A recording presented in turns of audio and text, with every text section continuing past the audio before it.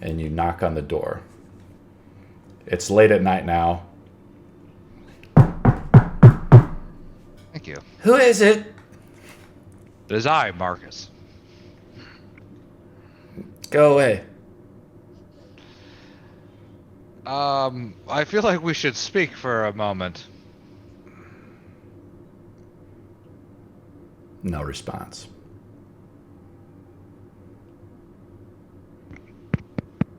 Knock on the door again. You hear a sigh, you hear the sounds of footsteps, and a moment, takes, and she finally comes to the door. And let me put a picture out so everybody can kind of see these things, because some people don't know it. And so, like I said, we use Zoom chat to actually show the pictures here. And when I'm using for the stream, I'll actually try to switch over to the browser, but if it works. But you guys can also search it up on World Anvil yourself. Her name is Ambrosius Vigil. Gorgeous, maybe 18, 19 years old. One of the noble daughters of Lord Vigil.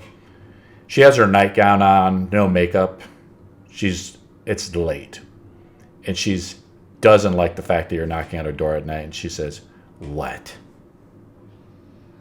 Ma'am, I'm just checking on you. The city's been saved and your well-being is of utmost importance. Is that all? Well, I was going to see how you were doing this evening as well. I know Ian promised you to me if you were to liberate the city, but I did not condone it. And to be quite frank, I'm shocked you're even alive. I'm not going to try to sound rude, but I would only respect my father's wishes, not Ian's, if we were to be betrothed. We're supposed to be married in 2 days, but I don't know. I'm not just some piece of meat to be pawned off. I do agree, and I think we should have a discussion with your father. He's been getting worse lately. We'll speak about this in the morning. Thank you for your time. Please rest well. 1 second. So a new rule like we do is I roll for you. You hear the dice roll. And you leave. And you head to bed. You're by yourself. Noni, which is the druid who was supposed to be with you, got sidetracked. You don't know where she is. She was the big savior in the battle, devouring all the Urks in the town hall. She's nowhere to be found. So you crash out in your bed, and now it's morning. It is now the 15th day. If you actually look on the calendar, I showed you guys all this in our pregame over here. It's now the 15th day. And a lot of you have overslept, including you, Sinros. I almost called you Occam. Including you, Sinros, who, the battle used almost every spell you could. And you wake up in the morning, you had to sleep all night. And your spirit and your wisdom is feeling better. Now, do you have the tattoos we talked about? You're muted. There you go. Yes, the 3 we discussed are on my hand and forearm. So your daily schedule in the morning is, you wake up and you are reading your tattoos, some of them, the ones that you want to memorize. One rule change we did, I picked it up from another DM, is certain wizards can tattoo their spells on their faces and on their bodies, so they don't actually have a spell book. And the wizards sometimes do this. They won't even use a spell book, or sometimes they will. They do this to kind of flex on you. The more powerful the spell, the more elaborate the tattoo, and the larger the tattoo, the higher level spell. It shows sometimes how powerful the wizard is. Sometimes they have both. Sometimes they'll have a spell book, or they'll have it tattooed on themselves. Getting a tattoo of a spell on you costs 3 times as much and takes 3 times longer to do. And you have to find a specialist tattoo person to put it on you. You read it up, you put on your top hat. It's a little strange because it's very quiet in the room. And you look over and Gilthok, the dragonkin who helped you in the final battle is missing. And you see a small letter laying on his bed. He made his bed. He's already gone. What do you do? I'm going to read the letter.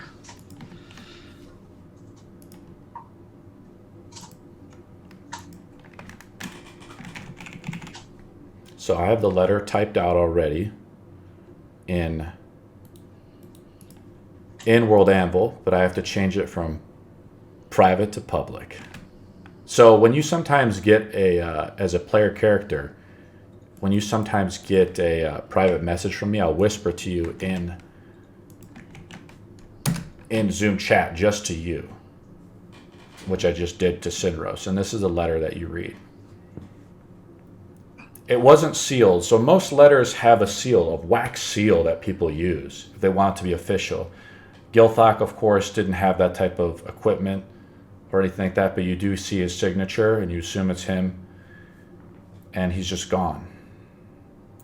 And you make you're done. After you're done reading the letter, you head down, and as you're kind of leaving, the guardsmen or the fighting men of House Vigil say, there will be a celebration today, and you're required to go down the town square immediately. For there's supposed to be a grand celebration for the liberation of Stormbrook, as you are now one of the heralds of Stormbrook. And now we're going to cut over to Noni really quick. So Noni, you have all the gold and all the treasure and loot from the battle from Igot. You actually went down, and the Urks had collected and extorted all this money from the people of the town throughout all the years, and you had the treasure hoard. Now you left the copper and the silver, but took everything else. But you met up with Guilford and Guilford Jr., who were two people you had met earlier in your travels, and you helped them out. And you got them rooms, and Guilford Jr., you can hear his eagerness as he knocks on your door. How do you sleep? Are you sleeping just butt naked like you would in the wilderness, or are you like well dressed? So you have to kind of get dressed and ready to go, right? She pretty much just sleeps in her armor and she's taking a bath. You sleep in your armor. It's leather. It's fine. Make a Constitution saving throw. Really? Yes. Leather is comfortable to sleep in. It's a little rough. Anyone who sleeps in their armor, like Marcus, like he's wearing full plate or something, if you had magical armor, probably I would allow it. Oh. But not for you, Marcus. Oh. Did you roll? Roll a Constitution. Do you want to sleep? Do you want to still sleep in your armor? Because that's a little paranoid. You're in the inn. You're sleeping with your armor on. All right. You did have an encounter with some bandits last night, but you're in kind of an upper class inn right now. Butt naked. No. She sleeps in a really nice frilly nightgown. Okay. Did you answer the door? Yes. And Guilford Jr. is there without his dad, and he says, have you heard the news? Sweetie, I just woke up and I don't know what the quality of the coffee is in this world, but I am not prepared to have any news delivered to me that is not delightful. It is so delightful. You're supposed to be at the head table of the grand feast. It held in your honor right now. The chambermaid just told me you're required right now. Oh, most excellent. She shuts the door in his face. He's like, oh. He like walks off. Do you get dressed, and are you going to go to the town square? Yes, I will make sure that gold is put somewhere safe on my person still, because I trust myself more than anything else. And there's hundreds of coin on you, valuable platinum and gold pieces. It jingles a lot when you walk through the street. But you're in daylight now, in daytime, unlike last night where you were considering sleeping on the street with these two sort of refugees. Let's cut over to Marcus, though. And Marcus, you wake up. You're the most tired of all the adventurers from last night, really. And, you had kind of a confrontational little visit with Amberija. Do you like Amberija? That's just a question to my character. Yes. She's a little off-putting. She's pretty aggressive and walked in front of me in those pits, and really has been disinterested the entire time. But aren't you interested in continuing your family line of Darksbane and joining between the House Vigil and House Darksbane? Right. So there's a difference between like liking her and liking the concept. A lord must do what a lord must do, right? Right. Nobody wakes you up in the morning. You're left kind of to yourself. The guardsmen saw you come in just beat. So they kind of just leave you alone. You still have a few bruises on your body, but you've healed quickly, almost unnaturally. So you feel your spirit strength. Do you don your armor? Yes. And then what? Head out the door. Do you not say your morning prayer to Tyr? Ooh, I thought that was a nightly activity. It might be a morning and a night thing.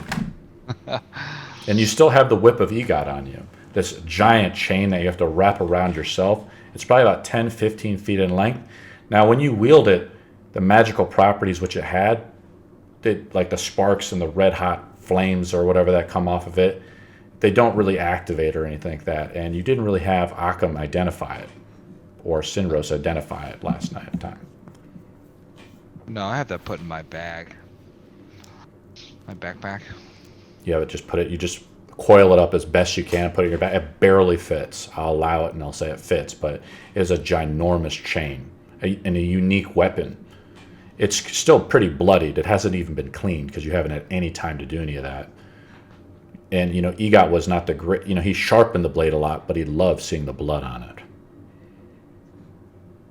What do? Do you say the prayer? Because when you don the armor on, do you want to activate the armor? Okay, I didn't know that there's that element. You have to willingly activate the armor. Okay, I'm going to do that and then say a prayer. What's the prayer? Say it. Hold on a second. Now, I've given each of you an inspiration point. Just to let you know, just so we can play with it. So if you ever want to use it, just let me know. And you can mark it on your character sheet if you want to. So I hold my maul out and cast light on it. It's already pretty light out at 10 a.m. in the morning. The House Vigil is close to the shore, so you feel this. You hear the breezes of it as you open the doors, and you hear the docks and the fishermen. You see all the grain ships harbored in. The grain is no longer leaving. And if you look closely enough, you see people handing out grain nonstop. The people are being fed finally. Children, you can hear them playing in the streets. You can't remember how long you've seen just children play in the streets, even in places like Brittenburg, where you came from, without fear of just Urks coming around and messing with people, like you did at the night where you went to the inn. What prayer do you say? I'm going to throw the time cube down on you if you don't hurry up. Okay. So I get down on one knee. I cast light on my maul. Yep. And so it's just like one knee, and then I'm holding it. I light one candle of incense. And then I say, punish the wicked by any means. Save no mercy and restore the ruin. Revitalize the faith. And then I say, O powerful Azul, I have retrieved the weapon of the wicked. Please provide guidance when you can. Amen. You hear no response. Your God does not answer you. And so I stand up and dismiss the light from my maul, and then exit the room. Lord Marcus! Yes. One of the fighting men says, you're wanted in the town square immediately. A giant feast, and the head of Igot is there. You're supposed to be at the head of the table. All right. We wanted to wait till you woke your own self up, of course. Is your armor Don? Yes. Okay. Now, I imagine your armor has a slight cusp around it. I know the armor I said it has that helm with the horns on it, but I really see it as so you can talk to people, really. So that's an option you have to make as a character if you want to have like a fully enclosed helm or not. Let's go to Mist. Mist, Marcus let you sleep by yourself last night in House Vigil. What do? You wake up around the same time as Marcus. You hear him in the next room muttering some stuff. Sounds like he's talking to himself. He's kind of crazy. You're like, oh, I guess he forgot about Bartholomew again. I will get up and make my bed. I slept in my clothes. Oh no. I took the armor off, but I have clothes on. I put the armor back on. And I go out into the hallway and try to see where I can hear his voice from. And you just see him walking down the hallway. You hear the guard say the same thing. And he looks at you. Mist! You too! You're needed at the town square immediately. You're the savior of Stormbrook. I will go follow Marcus. Let's Not really say anything. Let's go to Esmeralda. You arrived in Stormbrook, and the gates are open now. There's people building like shanty towns outside of Stormbrook. It's kind of strange, but there's no Urks here. You've heard that this place was garrisoned by the Urks, and you hear whispers from the crowd, people rejoicing. It's a strange sight. People playing, children playing, people talking, smiles, and you hear of a great feast being thrown in the tent in the center of town for the saviors of Stormbrook. What do? I look over to one of the people milling about, and I ask them what's happened recently. What kind of person do you want to talk to? You just want to talk to any commoner? Who's around me? Just all kinds of people. Now people were flooding into the city by the thousands and being stopped, but now people are like, hey, we can just build out here. It's not a big deal. The Urks are gone. You come up to this old man?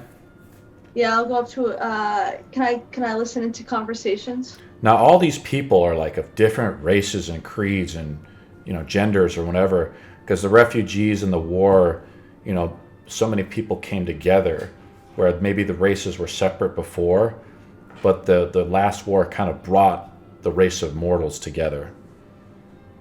And he looks at you and you kind of look like a badass. Why don't you describe your character? So I'm a half orc who was trained by a monster hunter. So I've taken on, I started as a rogue, so I could be a little bit more cunning and sneak through. And then I've embraced my ranger side to better start tracking my foes of monsters. And I have arrived after defeating a werewolf recently in a local town with my previous expertise in monsters.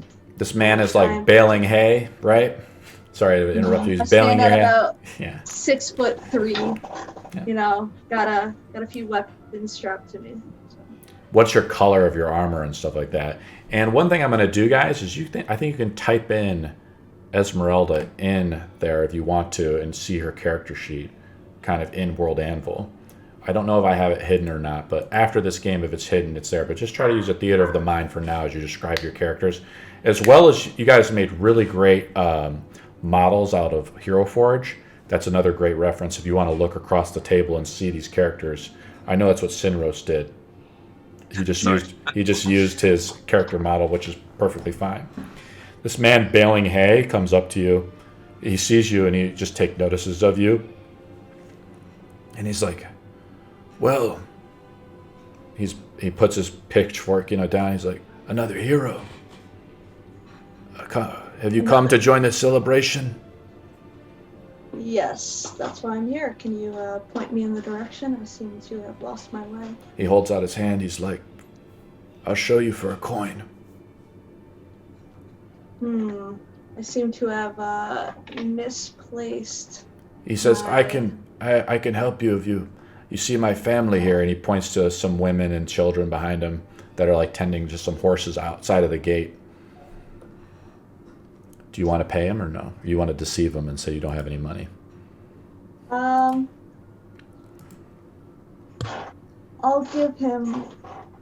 I'll say it's. You give me some information on these heroes. It may be worth your while. Lord Marcus and House Vigil came together. They put together the men, and the heroes came, and the blessings of the gods have returned. They killed Lord Vigil. I'm sorry. They killed Igot. And Igot was the war chief here of the Urks. I don't discriminate. I know you're half-orc, so... Okay. And are these heroes, are they... He holds out his hand. He's like, please, help me. I'll give him 1 silver piece. Oh. And ask for directions to this celebration. He's like, this way. He's like, follow me. He gives his pitchfork to, what you assume is his son. And then he takes you to the middle of the town square through the gates. Let's go to Mallory. So the fires were going off last night, and you were thinking to yourself, you're just in debt up to your eyeballs now, and you have to find some way. You're eating breakfast down in the inn, and the innkeep says he's cleaning it. It's pretty busy. People are well-spirited. There's good spirits flowing about, happiness, and you just overhear people saying, "Can you believe it?" What do you do, Mallory?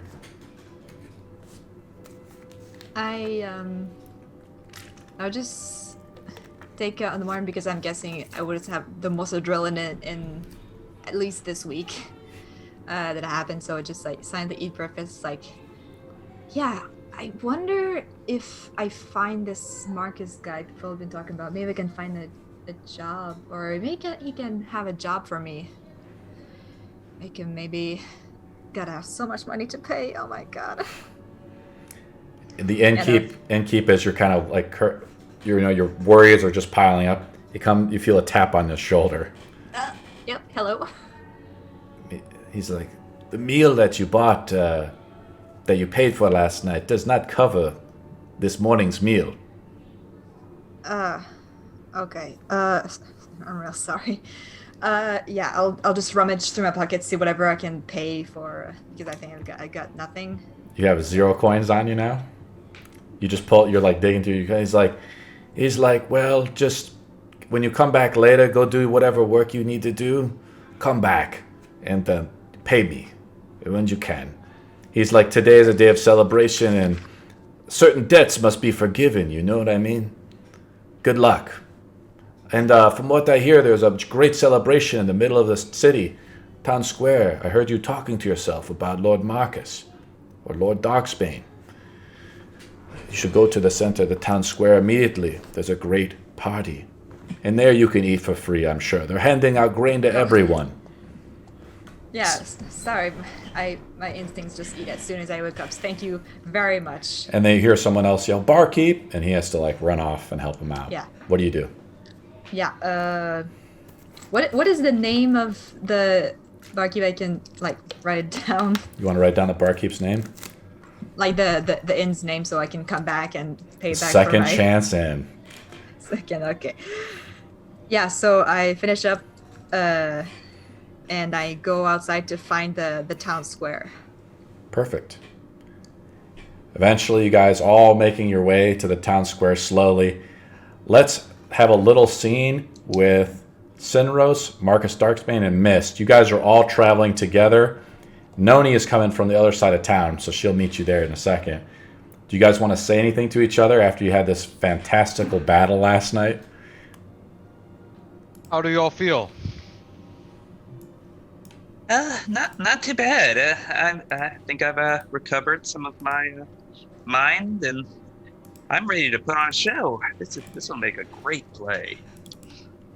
I heard you fiddling with your staff last night. What did you discover? It's wonderful. I don't know what it is or what it might be. it's great. I can create more now. It'll help with my performances going forward, I'm sure. And we seem to be missing somebody. Where's Gilthok? He left. He needed to do some things of his own. I did not catch him when he left. I was too deep in my sleep. Did he tell you anything? He left this note. And I'll show him the note as well. You can hyperlink him it. Mister, you're just saying you're kind of quiet over there. You're with them right now. I'm unfamiliar with them. I only joined them in one battle, so I'm. You saved Marcus's observing. life, though. I know. That doesn't give you like a bonding of some kind? A little bit. I'm just kind of observing to see how he acts, though, before I would say anything. You kind of. Unless someone directs something at me. You're kind of worried too because you were worried about the coin that was raided last night, and you said this is the people's coin that was pillaged by the Urgs, and Noni took it. And under direction of Marcus was like, well, thieves might get this. Do you want to say anything about that? When I see Noni, yes. And you guys are eventually just slowly making your way, and you hear people in the street, they're just all like staring at you. The word has gotten out. You guys, Sinros, Darksbane, and Mist, you guys are the heroes of Stormbrook. Everybody is just like, they stop and all, and some people come up to Sinros and they're like, you know, children are just coming up to you and they're like, thank you so much. They're right about at your eye height, and they're just kind of hugging you a little bit. It's kind of awkward, you know, your tiny hands. Do you reciprocate? Yes, I'll reciprocate at every chance I can. And as I'm doing it, I'm just going to minor illusion a little, like, flower petal shower around. Brilliant. I love it. And the children just love it. You hear people, like, applauding. And you see, as you're doing these tricks and stuff like that, and building this momentum, you can hear the music already kind of starting at the middle of the town. There's already the celebration is on. You are awaited for. You guys are the main guests of honor. And people are just loving it, and you're building this like momentum up as you're going forward. You know, so then you see it, a giant table in the center of the town square. And as you're approaching, the huge obelisk that was in the center of Bool, this obsidian obelisk, made of some type of, you know, just dark, mysterious metal. You see, here are these, like, must be 10 men with ropes tied around it. They have some pack mules, and they're like, heave! And you see it just cracking, and they're like just telling everybody to kind of move away. Oh, and it just slowly, boom, and it shatters right in the middle of the town square. Dust just flies out. And everybody just cheers. Like, yeah! There must be like 1,000 people now, maybe 2,000 people. Now, in medieval times, a large city would be like 25,000 people. This is a ton of people just to be in one area at one time. And they're all there, and people see you guys approaching, and they're like, Marcus, Marcus, Marcus. And up on the center of the table, you see him. Up near the table, you see him with his staff, Ian. And he gestures for you to come forward. Now, you can search for his name. His name is Ian Parnish on World Anvil if you want to. Ian Parnish. I'll link it to you.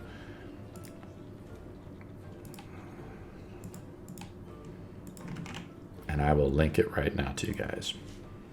A lot of you guys know who Ian is right now, because you met him before. Like Noni, you're there too. Noni, you see this whole scene happen as you're coming in there. You hear the applauding. Marcus, and you see Marcus coming. What do you do, Noni? I start my princess wave. I them. And people are like, you know, just kind of doing a curtsy to you as you walk by. You're dressed pretty well. You've bathed yourself in the morning, as you do every morning, to make sure your beautiful, perfect elven skin is just flawless. And I'm going to not quite skip, but considering that she's probably weighed down the hem of her skirts with the money that they got. Nobody seems to care. She's kind of happily going along, trying to catch up with them. The music is going on. Ian looks, he sees you coming too, Noni, and he gestures for you to come up to the main stage where there's a feast out. On the corners of the town square where the executions used to happen, you guys look up on the ramparts. The first thing they must have did last night is cut down all the bodies off. And they must have given them a proper burial. Ian tells you to come forth and sit at the table. Adventurers! You did it, Marcus. Mist, Sinros, Noni, have a seat.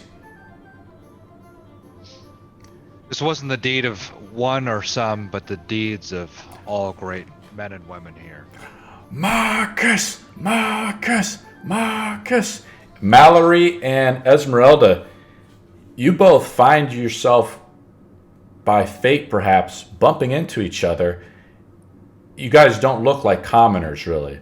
Mallory, why don't you describe your character? So I am a short 4'10" human with short black hair, very pale skin, blue eyes, and I have this really heavy, it might have been blue at some point, but faded coat. There might have been an aristocrat at some point, but it's been passed down through generations that she kind of has. And I just have my pack, and you can see a crossbow in the back, but you don't notice anything particular in the beginning for weapons. And Esmeralda already described herself. You guys kind of just bump into each other. You see the dancing has already gone. The musicians, the bards are out. They're already fucking singing tales about these guys. Like rhyming shit together as you can't believe it. Talking about, how Mist, came out of nowhere. How the shape changer became a dragon. So they're the group. I didn't know they were a group. Hi. You see them up there on the stage now. And it's unmistakable. You see this man, this nobleman. Now, noblemen look a lot different than just like a commoner. And it's kind of easy to distinguish. And you see Marcus. Marcus, why don't you describe your character? Sure. Sitting, you can tell that he's taller than average, a large frame. He is in like a bright kind of a silverish, platinum-looking metal. It has celestial writing on it. As you start approaching, he does have a full visored helmet, but is just sitting to his side, along with a large war maul.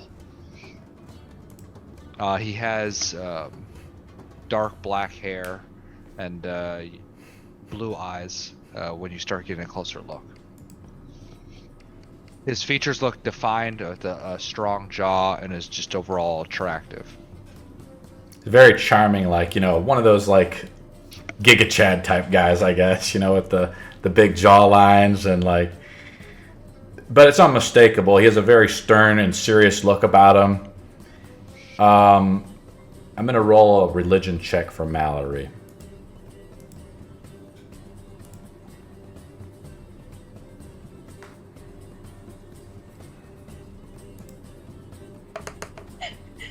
A natural 1. You don't deem any. It's about time. Let's get it started, people. The DM's out for you. You don't glean anything from it. And you hear Ian, he tells the crowd to kind of be quiet a little bit. And he's like, today, we gather to celebrate the great liberation of Stormbrook. The crowd's just, the fanfare is going on. Sinros, what are you doing? Are there bards or anything close by doing their songs and everything? Ian has kind of quelled the crowd down to kind of tell them all to be quiet a little bit. Okay. So the bards kind of stopped playing, as you can tell the music cut off.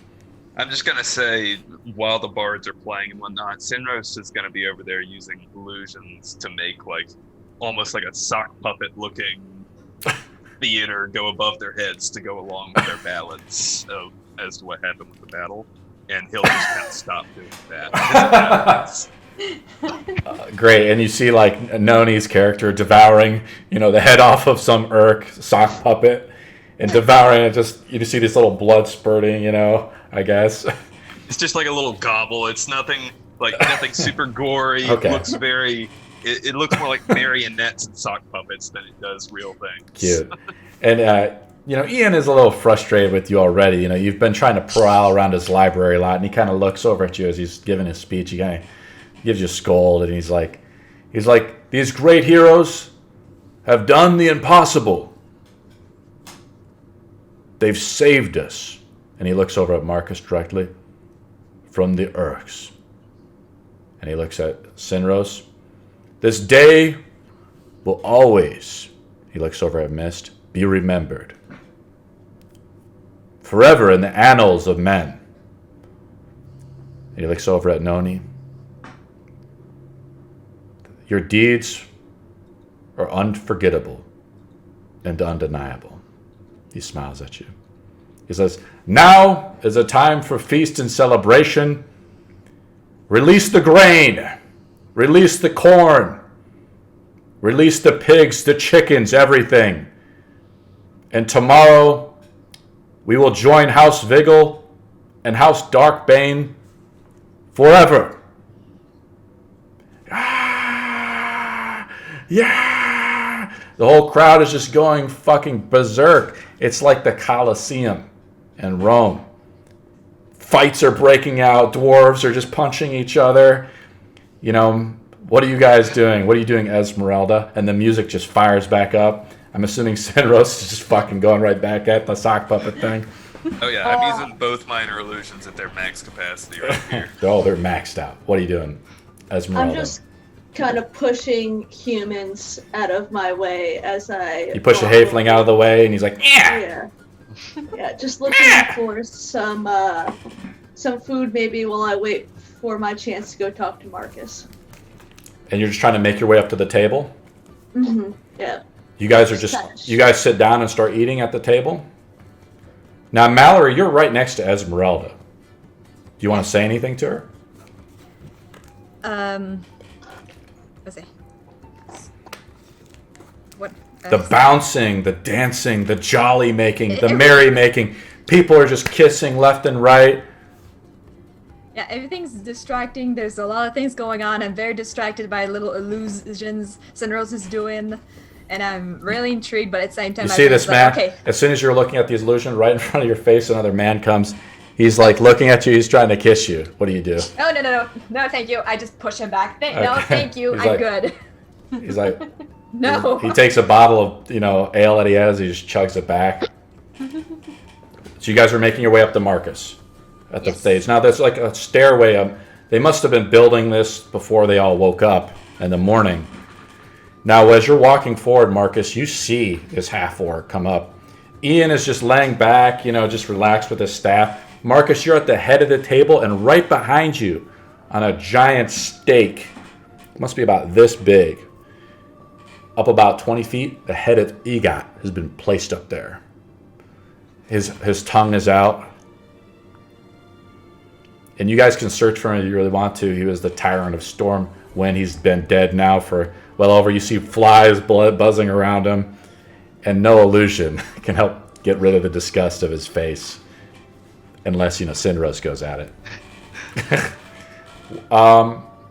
Ian sees you guys approaching, and there's a couple guards kind of blocking the stairway. As you know, they've developed like groupies. Yeah. There's women that are trying to get at Marcus a little bit. They're like, come and dance with me, Marcus. Lord Darksbane, don't get married. Marry me. They throw you like a little flower or something. And the two guards, they kind of put their swords across so you can't go past them as you two approach. And Ian looks at you for a minute. The dancing is going on behind you. And the guards look back at him and he nods. And they let you through. Oh, thank you. And you see these two, they've already described themselves. So you have a 4-foot human, or what is it? You're almost 5 feet, right? I'm like 4'10", yeah. So 4'10". I'm like slightly shorter than normal. Pretty short for a human. So Yeah, she must be like a still half human of some kind, maybe. Yeah, the Marcus over there. So Marcus, you're sitting down, of course, and then you see this half orc. The way she moves was just like with such great confidence. She has swords. She's well equipped. She must become some type of serious adventurer, and just like yourselves, now that the word is out about your deeds of the land, you've started to attract followers, Marcus, if you want to think about it. But just other great swords and other great spellcasters and benders have started to flock to your banner, and you think to yourself, what could these people want? Ian just sits back, waiting to see what she says. You have an audience with Lord Marcus, you two. What shall you say? Yes, I want to talk to Mr. Sir Marcus, sir.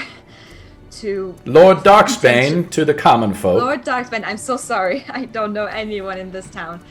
For potentially a job opportunity, probably travel with him, learn from his guidance. Yes. I provide no guidance, but rather the word of Tyr. And I apologize for my friend. You can just simply call me Marcus. Oh, Mr. Marcus, I just bow, sir. Lord, sir. Yeah. Why don't you have a seat? It looks like you need to eat. Yes. And I just kind of gingerly like. Ian like snaps his fingers. A few other chairs are brought out. It's like, quickly! And they bring a few chairs. A few of the servants come out. Now these servants have markings on their faces. They're slaves. They've been branded slaves. Yeah. So this town still uses slaves. They bring out the chairs and you sit down and they bring you out some food. What do you do, Esmeralda? Sorry, go ahead, Masi. Being from Geddon, would I be recognize them as slaves? For me, is that a good thing or just a normal thing? It's kind of common. They have some kind of branding on their face. They're being told exactly what to do. They look down when they approach you. You're just assuming it. It must be a status thing, right? Like a caste system maybe. And you're just assuming it. Branding in Zen is quite common. In fact, Noni down there has a marking on her neck.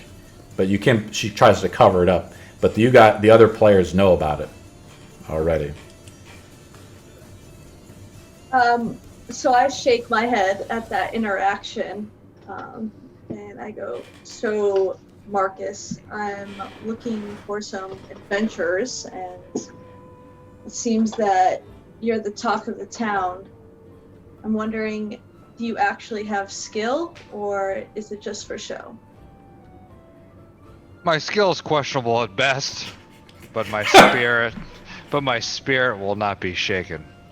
If that is suffice, then by all means you might join us in ridding this land of evil. Mist, why don't you describe your character? Have we described your character yet? I don't think we have. No. Why don't we describe you're sitting at the table just very quiet, just kind of taking it all in. You just got here maybe a few days ago, and just the party is just getting started. This must be one of the best days of your life, though. Are you drinking? Definitely overwhelming. Are you drinking? Mead, they're pouring mead out for everybody. They put a glass in front of Mallory. They put a glass in front of Esmeralda. Nobody's eaten this much in months. The people are starting to get fat again. It's great. What are you doing, Miss? Well, I'm 5'8". I have these like light blue, kind of almost like greenish glowing eyes. I've got this like seafoam green, light green skin with these dark blue markings on it. And I always have a hood on, so nobody ever sees my hair. And I'm just really kind of like, I'm one of those like just watches before I'll like really show who I am. So I'm kind of just overwhelmed because I'm used to being in the shadows, like having to like steal stuff. So I'm just like sipping on it, and Ian, as he's looking over to you as you're kind of describing yourself, and he sees the water glistening across your skin. It's almost translucent in a few spots. Now, Genasi are quite rare as a race in Zen, but it's not like they're a legend, like they've never been heard of. And Ian knocks his staff a couple times, and he holds out a letter with his seal on it. A servant, or slave, you don't know, grabs it, brings it over to you, Mist, and hands it to you. And you see Ian just kind of lean down from the table and smile. Do you open the letter up? Yes. It's a full pardon for your past crimes. You've been completely pardoned. So if you want to hold on to this letter, if anything ever comes up about your past, you've been pardoned by the powers of House Vigil. Now, to kind of explain some of the political dynamic situation, Ian, as you guys know, just as a friendly reminder to people like Sinros, Mist, and Noni, Ian is not the king or lord of Stormbrook. In fact, nobody really knows who the lord is right now. Ian has sort of been, he seems to be leading things and everything, but the real lord is actually Lord Vigil, who's been deathly ill in his bed, and he must be back at House Vigil right now. And you look at the table, and both the daughters of House Vigil are actually there, and I'm going to show you the pictures of them. I'm going to send the message out. So I've showed you the pictures, and the daughters' names are Mina and Nona, two very beautiful daughters. The queen, of course, has been dead for some time, and her seat is absent, really, and so is Lord Vigil's seat, which is also pretty pronounced that the table is also absent. But Lord Vigil has given 3 heirs of 3 daughters. One has been promised away, as the rumor has it. The other one is also sort of an adventure seeker herself, but not nearly. She, as being of royalty and noble birth, she was never allowed to go into adventuring like Esmeralda or something like that. And Amboresia's seat is strangely absent, Lord Marcus. What do you do? She's not there, and you knocked on her door last night, and she was at the door, and she's not there. I wave Ian over. Ian is sitting right next to you. Oh, sorry. My bad. Because you're like the guest of honor, and Ian is like sort of I want to say the regal lord or something like that. I don't know the technical term, but he is the vacant lord or whatever you want to call it. Regional lord, yes. Similar. Yep. Thank you, Mist. Now, just to give you some more context about medieval stuff, it's actually punishable by death to touch a lord or a noble if you're a commoner. So if some commoner would just come up and like harass Marcus, it would be punishable by death. And they can, if someone were to accuse Marcus of a crime, it would have to only be judged by his peers of equal status or other lords. Sinros, you're not in the same category. You're just a lowly commoner. You're just like kind of a entertainer / actor. But you're a great actor, and you're still wealthy because of it, or you have tried to become wealthy because of it. Marcus, you get his attention. Ian looks at you and says, yes? I spoke with Ambrosius last night. Where's she currently residing? That's strange. She should be here. She must be getting out of bed late. She does like to party a lot. But this is the biggest party of them all. He says, he bangs his staff. He's like, round for everyone. I was like, can you send word to see if she's okay? And he says, if you insist. And he gestures to the guard. He brings him over and tells him, see what's going on with that woman. You know who I'm talking about. Go. And you see one of the guards just fucking jet off. I looked at Esmeralda and was like, is my response sufficient? Yes, I'm interested in looking for someone that may be doing something that they are not prepared for. So I'm trying to find a band of adventurers and possibly a paying party that would want us to help out with the darkness.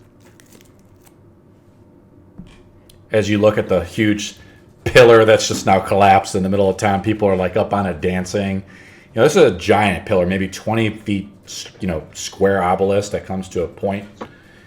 It's just and shattered in the city. People are just having a blast. And you see this guy come into the center of the town, very muscular, shirt is off, kind of looks almost druidic. He's got 2 women on him, and he's just having a fucking blast. But he's very attractive as a man, but there's something off about this guy. And you guys are just looking out in the crowd, just absorbing it. This is the most fun you guys have ever had, maybe ever in your life. The Urks have been defeated. This is great. And Sinros, you see a man over on the corner. He's trying to get your attention. It's like one of the fighting men of House Vigil. What do you do? Sinros.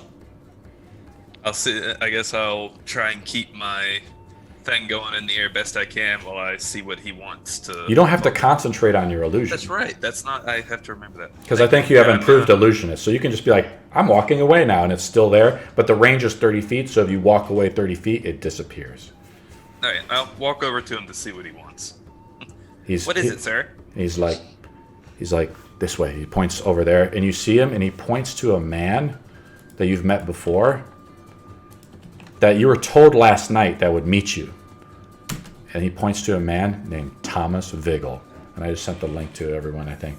Thomas Vigil. Only Sinros is seeing this.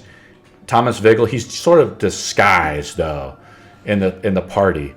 And he looks over to you, like, kind of nervously. He wants to talk to you really quickly. He says, How can go. I help you? He says, go.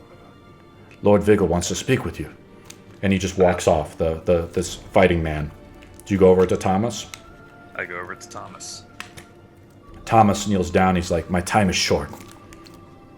And he says, he's like, I am of my status. I'm the adopted son. And I'm afraid that even though your victory, you were able to prevent the Urks from invading. And he looks around. He's like, do not trust Ian.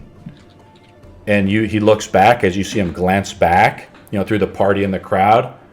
You look back at Ian, and Ian he's looking at you directly. What do you do, Sinros?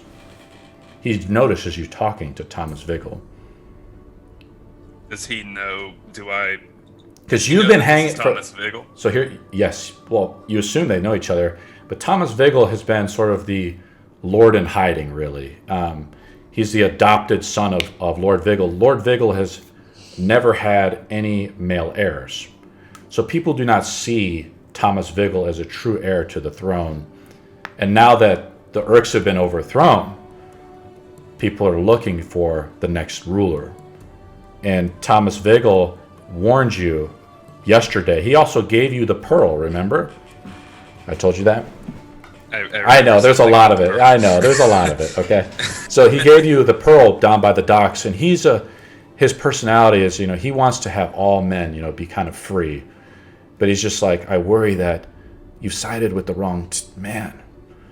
You've just taken one tyrant, Igat, and replaced it with another. And you look back at Ian, you see him gesturing. He tells two guards to come over. He's like, be careful. And you see Thomas. By the time you look back, Thomas is like leaving as these two guards are sort of shuffling through the party. Their swords or their pole arms are out, kind of coming towards you. What do you do, Sinros? Am I in a place with a lot of the other commoners and such? You're right in the middle of the party. All right. People are dancing around you. People are dancing around you. I'm gonna try. I'm just gonna bring. A guy comes up to you and hands a drink right in your hand. I'm just gonna have my illusions like Marcus, like multiple Marcuses riding noble steeds, just like running across the air above the crowd to try and get at everyone. And everybody's distracted. They're like, yeah, just people are just having a blast. What do you do, Noni? What are you doing, Noni? While this whole celebration is happening. That Noni has not touched a single piece of this food. Okay, you're just. For all that. Ian looks at you. He says, "Is the grain from Brittenburn not good enough for you, my lady?" Oh no, I just had a very large breakfast and I'm very full. I'm more interested in what's going on, and she, around your city. And she takes a look at the slaves and she's like, "Are there many of them like this around?" They're left over from Igat. They have nothing else to do. They have no literacy or education. They're enjoying the party like we are. So you do intend to free them and pay them and provide them with a good sense of welfare? It's not common in these lands. What do you think, Marcus?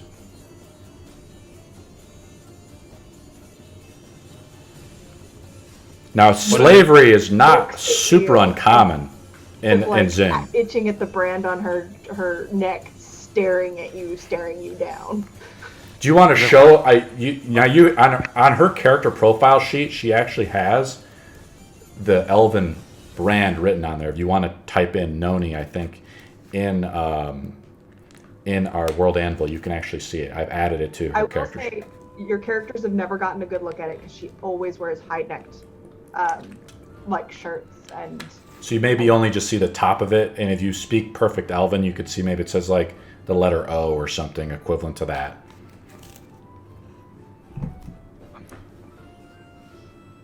What do you do, Marcus? Ian has asked you. He's like, well, there is a lot of slaves, but they're not. What should we do? We can't train them all. I mean, what are we gonna do? Someone's got to till the fields. My question to you is, what are the rules of this land? It's up to King Vigil, to be honest with you, and he's at bed right now. I think it's something we'd have to discuss with him. Good.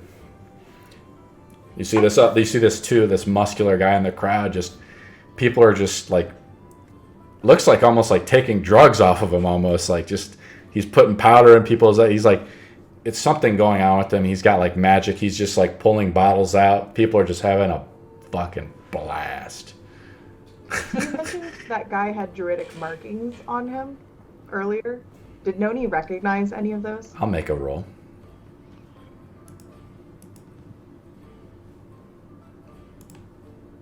And while you do, I'll describe Noni because I don't think I've done that yet. I'm sorry if I missed your character.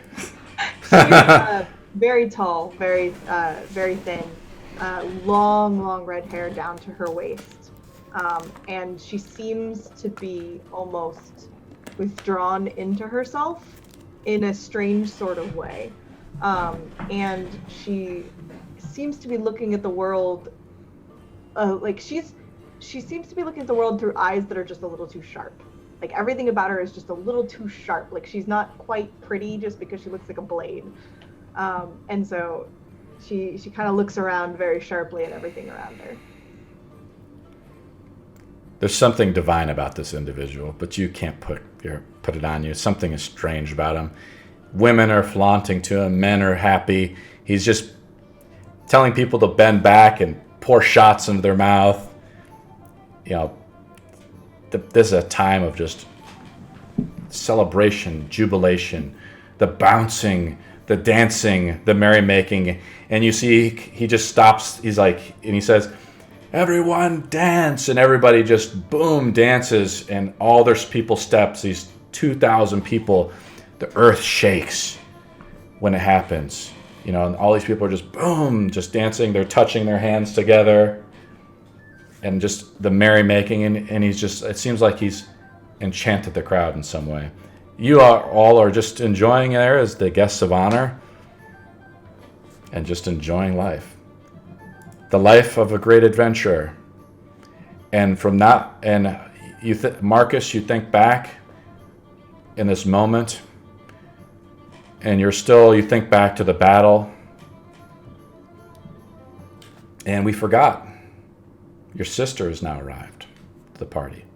Jew Darksbane, a younger woman, maybe about 12 years old, and you see her come up elegant, coming of age. She walks up the steps, the guards let her through, and you think to yourself, you've avenged. You think about Nurbang, the shaman you killed.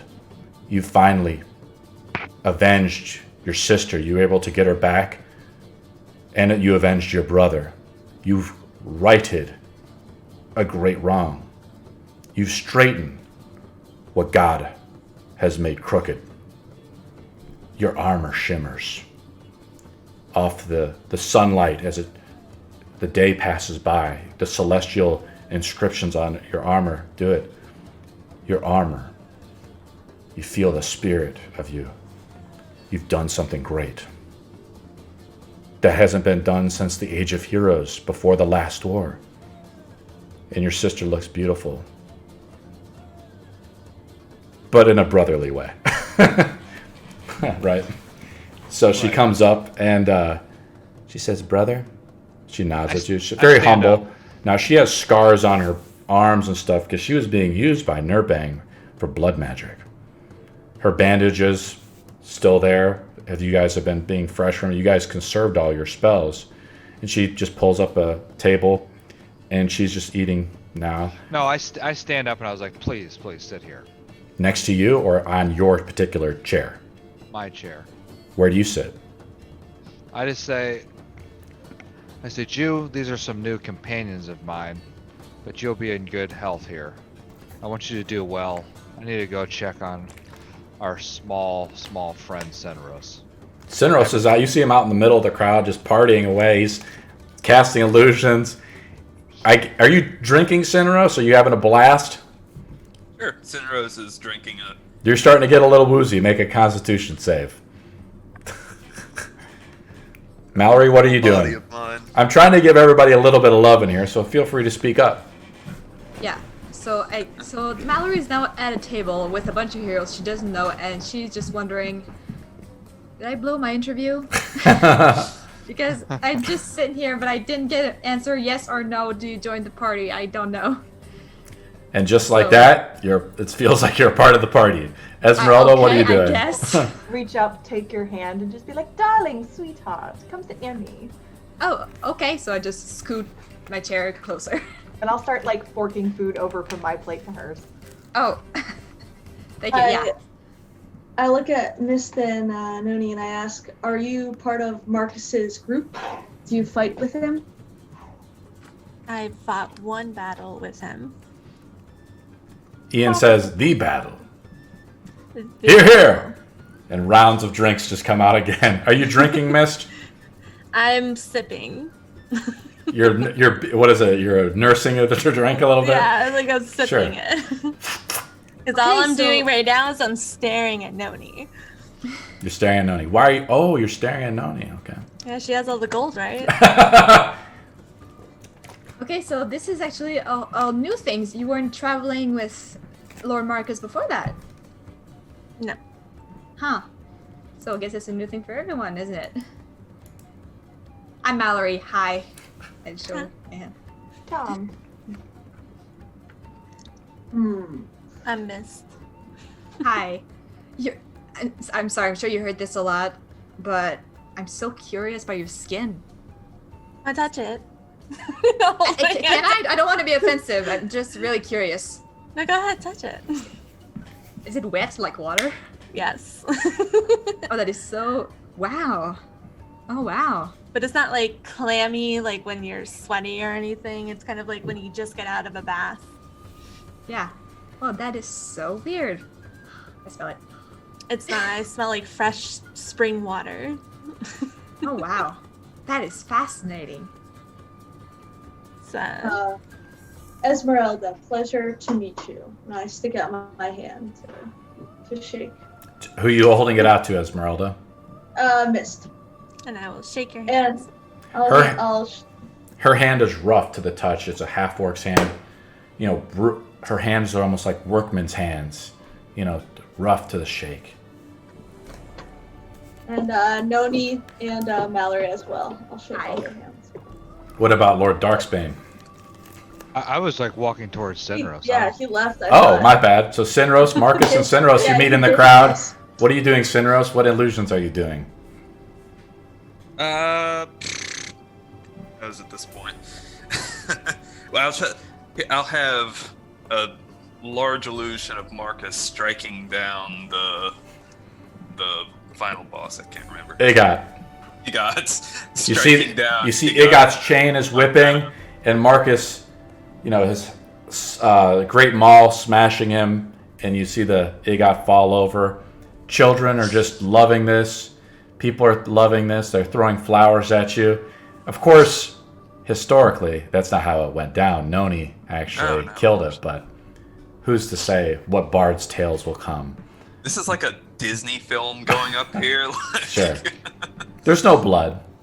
No. He just falls over. There's no blood or splatter. What do you do, Marcus? I say, Senros, we've found some new companions, and you're always off fooling around a bit. Did we find someone else to come with us? That's great. We could use some more people to round out the plays I have written. Very true. Well, you scared off Gilthok, so hopefully not these ones. Oh, don't worry. I think he was. I think he enjoyed himself. Well, follow me this way. I think you should eat, and I think you should meet some of our new companions. Okay. I'll be back. And Sinros walks up the stage, and as soon as this happens, the messenger who you sent out earlier to look for Amberisia is coming up. The soldier, and he whispers something into Ian's ear, and Ian turns over to you. He says, the guards have told me Amberisia is nowhere to be found. He looks at you. Is this common? No, it's not. Do you know anything about this? Now, Noni does, actually. Right. I was going to ask that. I forgot to mention this to Noni, actually, in her pregame. Noni disguised herself as a small spider and snuck in as she heard Amberisia speaking to someone last night through a stone of some kind. Some type of sending stone or some magical bending again. Speaking to the window, how she wanted to see someone. Noni, what do you say? Oh, Marcus, didn't I tell you? She already has a boyfriend. I don't know if you said it like that. Oh. Ian's like, it doesn't matter. She needs to marry Marcus. Well, her and I did speak last night, Ian, and I think we do need the blessings from her father. Go to a room, find her, bring her back. All of you, go find that woman. The marriage for our houses to join is of paramount importance. And Ian looks kind of pissed. We'll send your I men. know why he seems pissed. What? You want to do an insight check? Yes, please.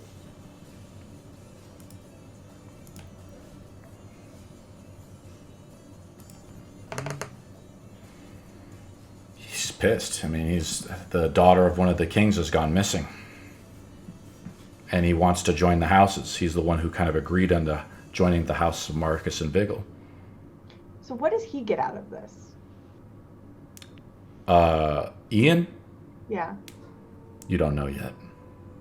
Okay. You would have to make that assumption. As a day one player. He says, hurry. He pounds the table. Hopefully you didn't drink too much. You're referring to your men, right, Ian? I will send my men with you, but you should go inspect yourself or take some of your new friends with you and go find I will Amberisia. happily get up and go with. As Mist does not enjoy this.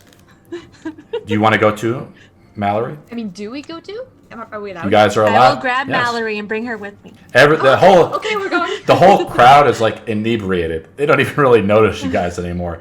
They're in their own zone. Children are drinking, men are drinking, goats and dogs are drinking.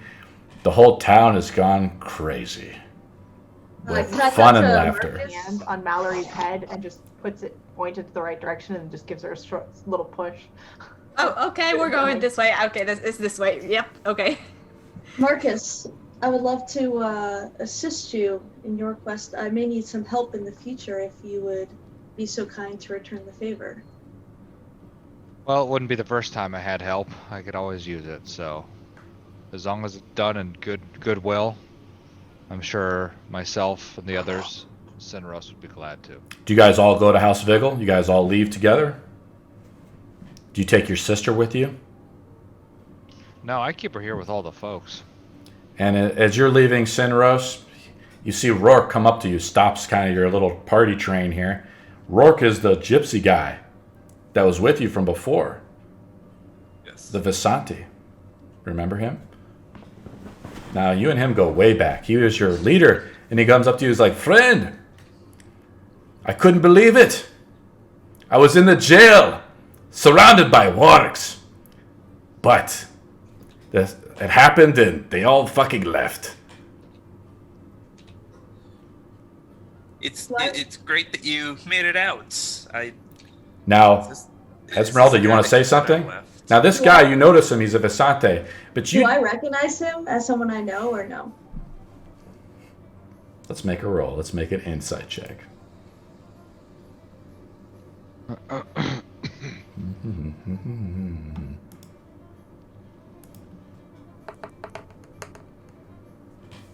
He's just, from the way he dresses, he looks. If you actually type in the name Rourke, let me see if I actually have his thing pulled up. He's got tattoos. He kind of looks like Johnny Depp. He's got a bandana over a red bandana.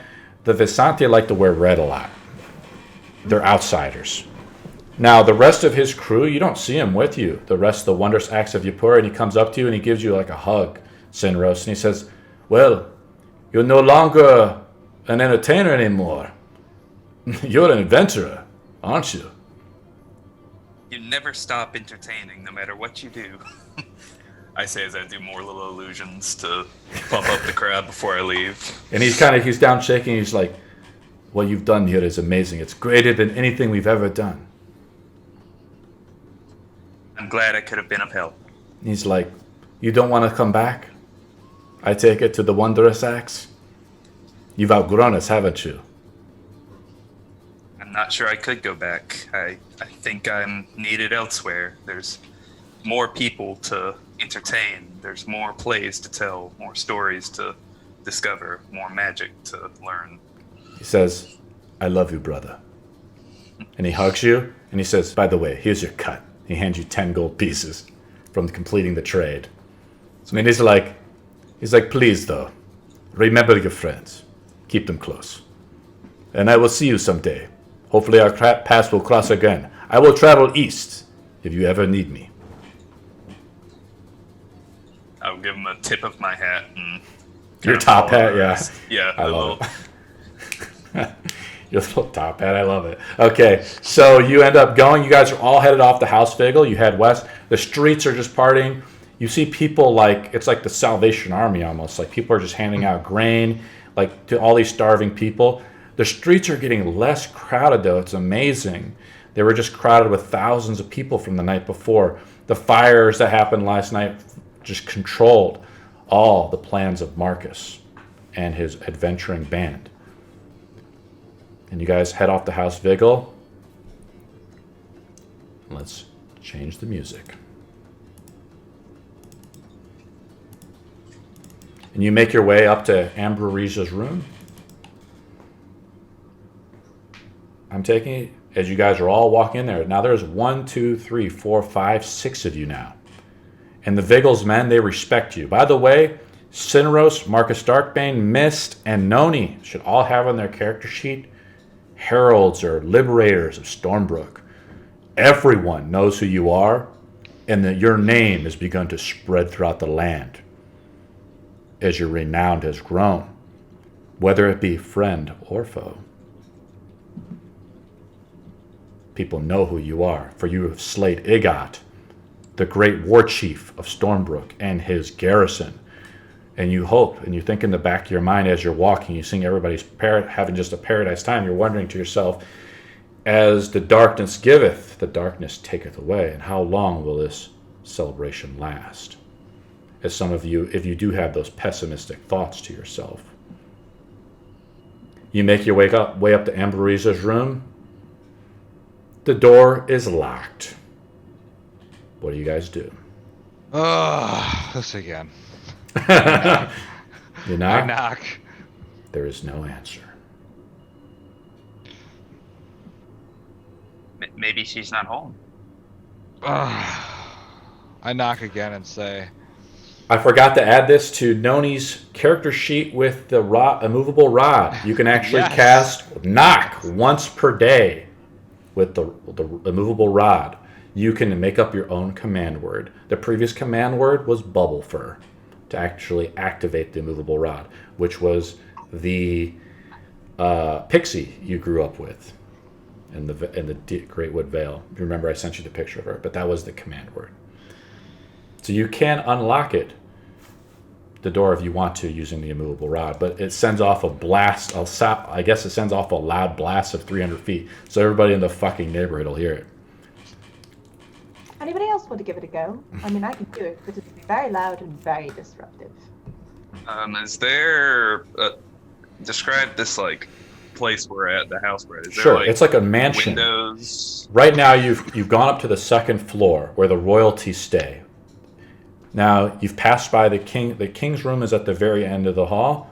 The daughters stay on the same floor. Outside is usually guarded by just 2 men So there's no one else in the house but you guys right now. Are we trying to get our way in? I might be able to help. I would think I would have a lockpick, but I don't. I can try to pick this lock at least. Would you like to get in? Yes, this woman's getting frustrated. Let's just see what's going on. You bust out your thieves' tools, and you just put it. You just immediately skilled so quick, and the door unlocks, and just a slight cracking of the door opens up. Step aside. All right, I open the room. Who's going in first? I open the room door and cast again light on my maul. Though it's bright. Her room actually has a window. You can see inside, and a lot of people in this party have dark vision, by the way. And I don't. So you just let me know when it's not. You walk in, and I will let you know. Don't worry. You walk into the room. The bed is made. Amberesia, not a messy woman. Everything seems to be put into place. A little music box on the table. You guys all walk in the room. Yeah, I'll walk in. Everybody walks in. Now, as you're listening to Esmeralda walk in, you don't hear a fucking sound. It's like she's walking, but there's no sound. Wait, you're saying my armor makes no sound? Yours armor is like loud as fuck.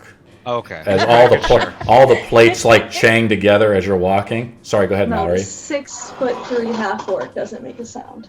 Go ahead, Mallory. I look at Esmeralda's feet. Do I know those boots? Are those special boots? We have to do a make check for the boots? we can do a check.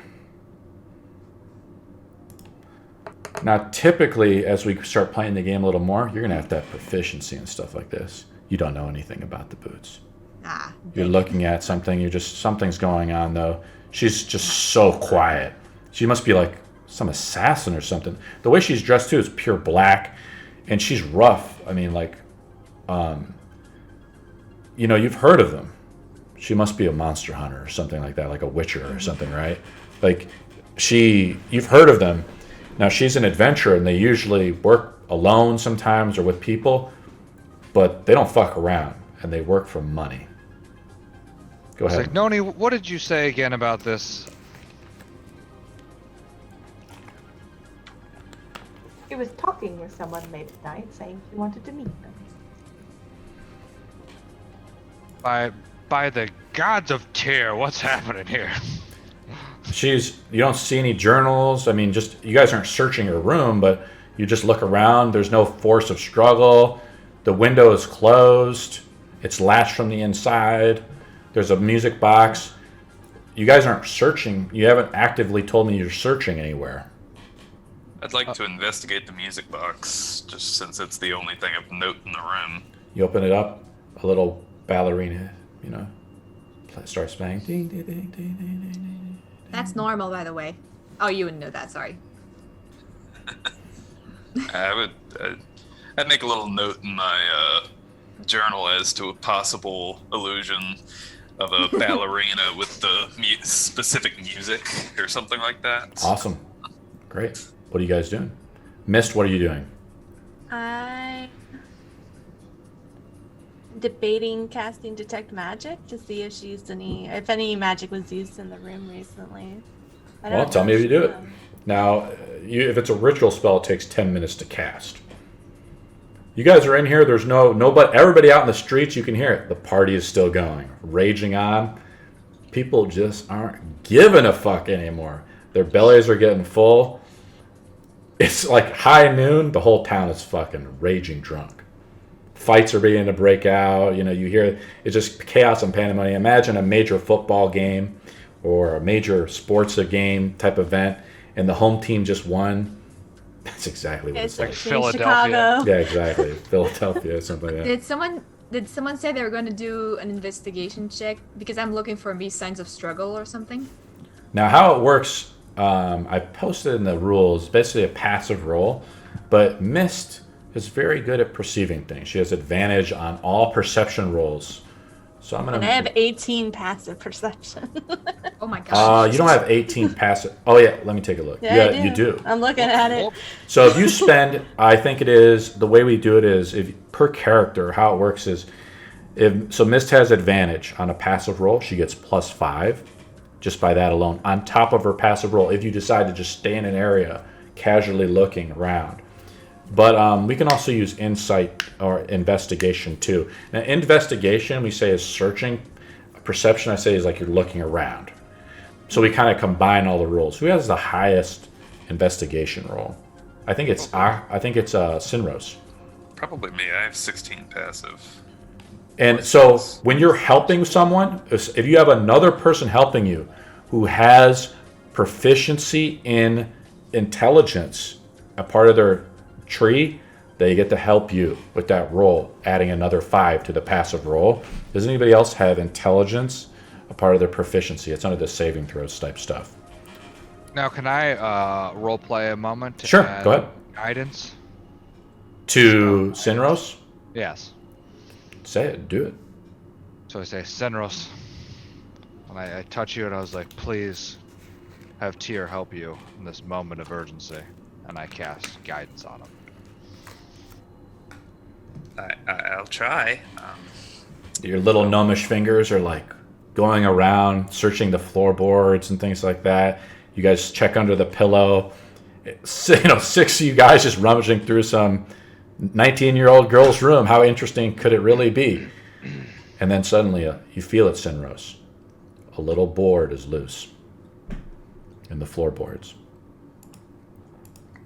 Could one of you come over here and lift this? It's a little big for me. Sure, I can help out.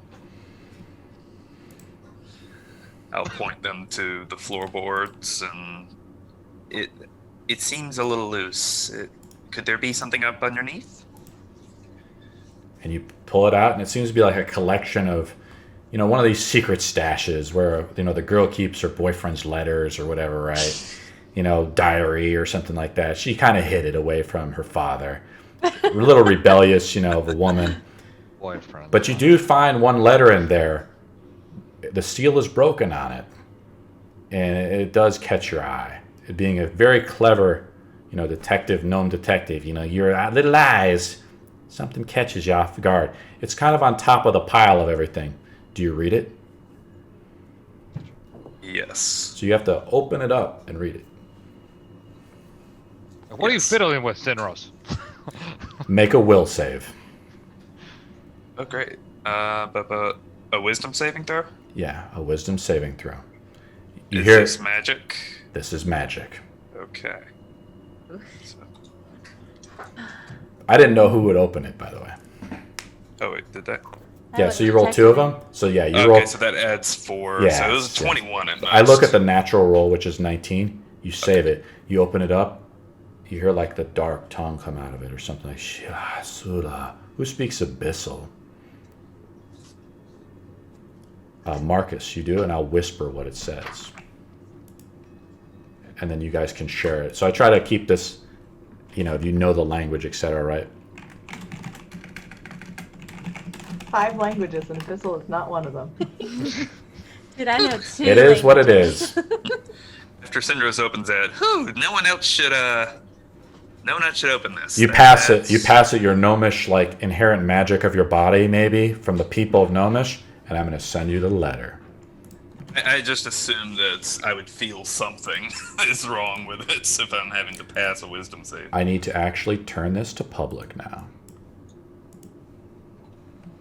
And I need to also change the music. When I hear that, do I guess notice it to be magic, right? Like he opened the letter. It's too late. He's already opened it. It happened. Yeah, you heard the right. words come out, and he passed his saving throw. You don't see him be affected by it, but okay. you don't. Again, I don't think you're proficient in Arcania, are you? So you don't No, know but what type of magic it is. No, but I do see like him go, and like I hear what it says, and he's There's like, something. Everyone hears something, but he passes it, and I am linking you, Sinros, the letter. If you want to read it out loud in your gnomish voice, be my guest. my soon-to-be. I will be your... I know you tire of your life of misery in the city. I have heard that your father has tried to pawn you off as a cheap piece of furniture for the nobles and foolhardy adventurers who try and liberate the poor people of your city. Come my land north to Barovia. Barovia, where we can be together. Once you arrive, I will send my best clerics to revive your father, if that is what you wish. With you here, I can offer you a life you never dreamed of. Riches untold, adventures, and servants to do our every whim. The Urks dare not enter here, and I will keep you safe and away from the filth you despise within the city. Use this stone to speak to me near sunset. It will allow us to speak to each other, no matter how far apart. No sea nor mountain can break our love, and no distance within the void can keep us from each other. Speak soon, Strahd von Zarvich.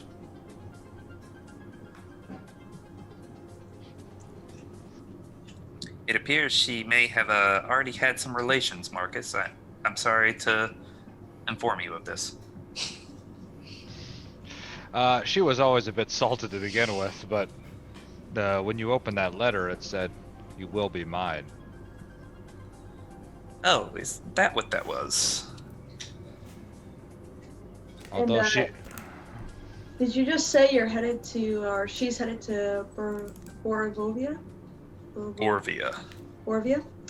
It seems that might not be such a hot location. We should probably make sure she's okay, honestly. Why do you say that?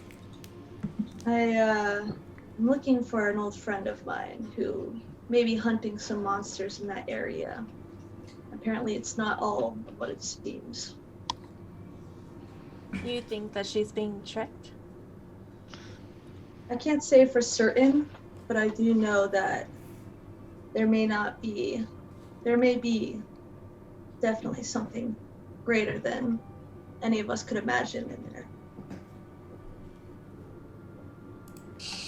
Cinderos, could you spell the person's name, like the signature line? Or is like link it or something? You can link the letter if you want to hand it to somebody. I will. Are you sure you want to hand the letter to someone, though? Since you felt a magical effect on you? Yeah, until we get this dispelled or something, why don't I...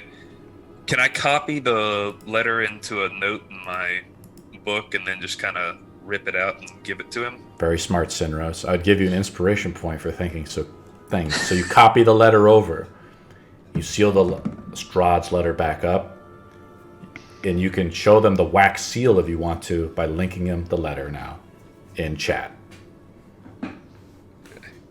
It's a letter from Strahd to Ambrosia. This can just go to everyone? Yep. So, Mist was casting Detect Magic. Did they finish yet? She said she was debating if she was going to cast Detect Yeah, that Magic, is but she what never she officially said she was going to cast it. She Got was it. hesitating that she was going to cast it. Then I would like to cast Detect Magic. You cast Detect Magic right now? Is it a ritual? It is, but you can also cast it as a leveled spell. Do you want to cast it as a leveled spell? You do it. The letter's magical. Can I tell what type? You'd So have it to should roll an help. Arcana check, right? Is it possible for me to help with that since I'm proficient with it? So you didn't ask before, but I'll allow it now. With assistance, with the Detect Magic up, I will roll for you. I think you have the higher score, right, Sinros? Well, I automatically learn at School of Magic, but I'm trying to you figure out do? exactly what it is. You learn a School of Magic? Mhm. Enchantment. Enchantment? But since you don't know the language that it was really said, you kind of are already forgetting the words. You can't pinpoint it down. But I'll make a roll for Sinros. Actually, you do have Arcana proficiency. Did you already roll when he was searching? We did. Okay. Because we just use a passive roll for that. Because you guys are just taking your time. Now, if you guys want to speed it up, you're like, we need to search this place quick. Then we do a roll. Everybody have any? So, some sort of enchantment. She may not be going there of her own free will. Not saying it's still not terribly great for you, Marcus, because considering she has decided this is the lesser of the two evils, but I may say she may not be going there of her own free will. Well, as you heard her before in the catacombs, she wasn't very excited to be walking us around. I mean, to be fair, I wouldn't be excited if my father said, you have to marry this person, either. I don't in any way disagree with her decision. Although, this can be a noble and a part of their culture. That's fair, it's still stupid. Some things, although are stupid, just as laws may be seen so, still must be followed. I mean, A knock happens on the door. Oh. I'm sorry. If you want to say something, speak up. You just hear a knock on the door, but you can do whatever you want. yeah, no, I wanted to ask something, but if someone's knocking at the door, I can maybe. You want to answer the door, Mallory? I mean, I wouldn't like answer because they don't recognize it as a hero yet. So hey, can anyone? You're with a lord, though. You're with Lord Darksbane. Yeah. So you've but kind of I- gained prestige around him. Just being around the heroes of Stormbrook gives you a status above like a commoner. You know what I mean? Okay. And the guards have allowed you to enter into Lord Vigo's place, and you don't look like a commoner. It's just the thing, they don't recognize my voice as being, oh, this is Ian's voice or this is Marcus's voice. They would say like, who is it? I'm like, yes, hello, who is it? One of the gods says, "Yeah, Ian was wondering where you guys are at, and gals. What's taking so long?" Consulting with Sir Marcus, just a moment. "Well, Ian is expecting you back at the banquet soon. I will leave you Okay. be, lords and ladies." Shuts the door. Okay. Yeah, so I think we have enough information. I mean, would I know that Sinros has been affected by the magic but shut it off? Nobody's affected by magic. Okay. I mean, we know that there's a letter saying, oh, go to this place. I think we should maybe go and check it out because she obviously is not here. Are you talking to the DM or the party? Oh, I mean, party, sorry. Okay. I think we should probably consult with the father. You know, I think he'd be more interested in maybe offering us some coin to retrieve his daughter. He was mentioned in the letters, so might be a good idea to see if he's willing to offer us something. Wait, is he still alive though? He said he would revive his father. Oh my God, is Lord Virgil alive? Lord Vigo's alive. His health is very, very poor. Myself, Sinros, and Nani have seen him in this state, and it's quite troubling. He's Okay, right so down you the don't- hall, by the way. Yeah, should we maybe just listen, see if he's there, guys? Is there anything else, Sinros, in that hidey hole that you found? I think Sinros is having a connection issue. Oops. Or Sinros is- Esmeralda peeled back the thing. Can I Is see there anything if else there's in there? anything else of value in there? Just like the ramblings of a teenage girl that's turning into a woman, you do find, whatever was there, the stone isn't there, and anything of note you've already found. There's no coin, nothing of value. Nah, I think we should go check with her father. This seems like kind of something we might be able to get something out of.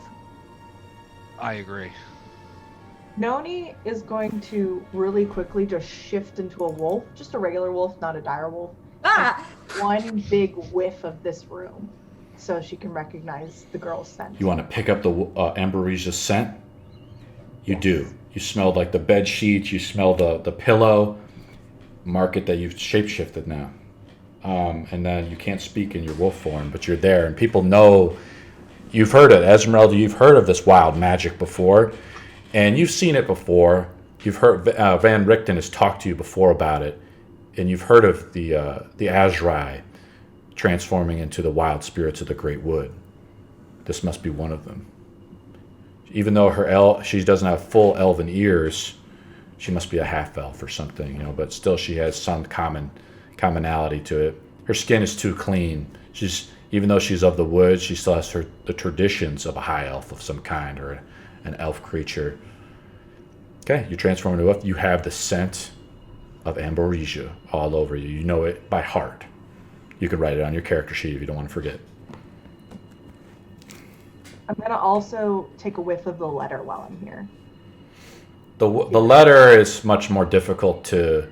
The letter is now sealed because the magic, Sinros is like, I don't want you to mess around with this letter, so he has a copy of it. But you do it, you don't pick up any other scent besides her. She must have been like holding it closely to her, like adoring it, and just if there was another smell on it, and who knows who delivered this letter. Picking up the scent of it would be difficult. And you don't know how old the letter is either. It's not dated at all. Okay. Good to know. Thank you. You guys are going to Lord Viggle's room down the way. Lord Viggle is an old man. Let me pull him up his picture. I'm glad you guys are doing this. This is great. Now Very old. He's an old king that fought in the last war. I'm going to send you his picture. You can also type in Ixbic Viggle into World Anvil, and it'll show up. Ixbic Viggle was a great king at one time, but now he's just the shell of a man. Bedridden. He's propped up by a few pillows. He's in there. There's no nursemaids around. You see him. His eyes slowly shift over to you as he sees Lord Marcus come in first, and he's like. Just looks at you, he acknowledges you that you're in the room, but he's like, you hear him, he's struggling breathing right now. What do you guys do? I bow. I was like... And then he just holds his hand up. You can see it just acknowledges you a little bit, that you respect him. I was like, we bring with you troubled news. Your daughter... You come closer to his bedside. Okay. I say, my lord, we bring troubled news. You guys are all with him? Okay. Yeah, just him, but like slightly back to not intervene. Sure. Arf, arf. I say, we bring a troubled news. Your daughter, Amberesius, is gone missing. We found a letter hidden within the floorboards with a... He holds his hands out. Sir, do you understand, my lord?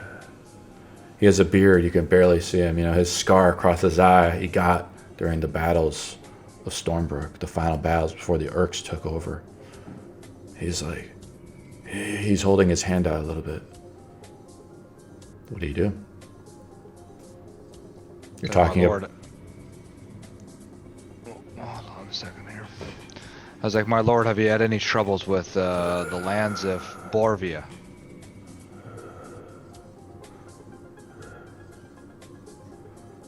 No response. I'm sorry, this has been our general interaction with the lord. Show me the letter. Show me the letter. I instruct Sinros to show the copied letter when he jacks back in. Sinros hands him the letter. His like little gnome feet shuffle up to it. Hands him the letter. The copied letter. Yeah, and he reads it. Now you've tried to duplicate the penmanship even as much as possible, and he reads it and he's like, he looks over to you and he says, "Please find her." He reaches out with his hand towards you, Marcus. What do you do? Is it like in a reach to like my shoulder, or he's trying to reach out and like touch you a little bit? What do you do? Do you like grab his hand or something? Yeah, I grab his hand like this. Do you grab it like clasping his hands? No, it's like you don't touch his hand. No, he puts his hand like right here, and then I. You just kind of give him a high five almost? No, sandwich it. Like if he's. Oh, yeah, okay. Put his So hands it's, here, and then yeah, I'll so put my hand you're on the top. bottom hand, he's the top hand like this. Oh, we're making an Oreo. Yeah, exactly. So he's like, please. Find her. His eyes go dark. The flicker in his eyes go out. And you've seen this before. He dies. You feel his spirit leave his body, and you think to yourself, his spirit must be being voyaged by the god of travels to see Tyr right now in limbo. King Ixbig is dead. What do you guys do? You're the only ones in the room. Marcus, you killed him. I mean, I think he definitely offered us a reward before he died, right? We all heard that. The Yes. very high reward before he died. You're gonna put words in his mouth. The reward here is going to be following his last wishes. He's just let his arm go. As you're holding his arm, you feel it just slip away and go onto the silk bed sheets. His old hands, once welded the armor you had maybe at one time, donning it just like yourself. You hope that you can live the legacy to be even half the man he was. So, do you guys trust that Ian guy that was talking to you earlier? How friendly are you with him? I tried to steal from him. 10-minute warning before break time. What did you try to steal? I don't know. Yes, his heart. No, I tried to steal his something in his pockets. I needed money. Don't we all? Yes. I guess Sinros would probably interrupt somewhere in there and just note that he doesn't. I don't know if Ian is the best person. I have met someone else who does speak quite ill of him, but at the same time, I don't know that he's the worst either. Who speaks ill of him? Does the party know? I don't know the complete interaction with the other Vigil, Thomas. Speak up, Marcus. Marcus, I do. did I passively perceive what happened with them? Because I wasn't partying. I was just watching everything. No, they were in like a crowded area, and you were sitting at the table, kind of just in spite, I guess. You know, you just received your pardon, but you're pretty happy about it, but you're just kind of overwhelmed by everything. Your life has just now been in a tailspin for the last few days, I guess. So you're just trying to absorb everything. Okay. Sinros is referring to a man named Thomas Vigil. He was adopted by the House of Vigil. He helped us when we needed it. As you say this over the dead king's body. Yeah. With the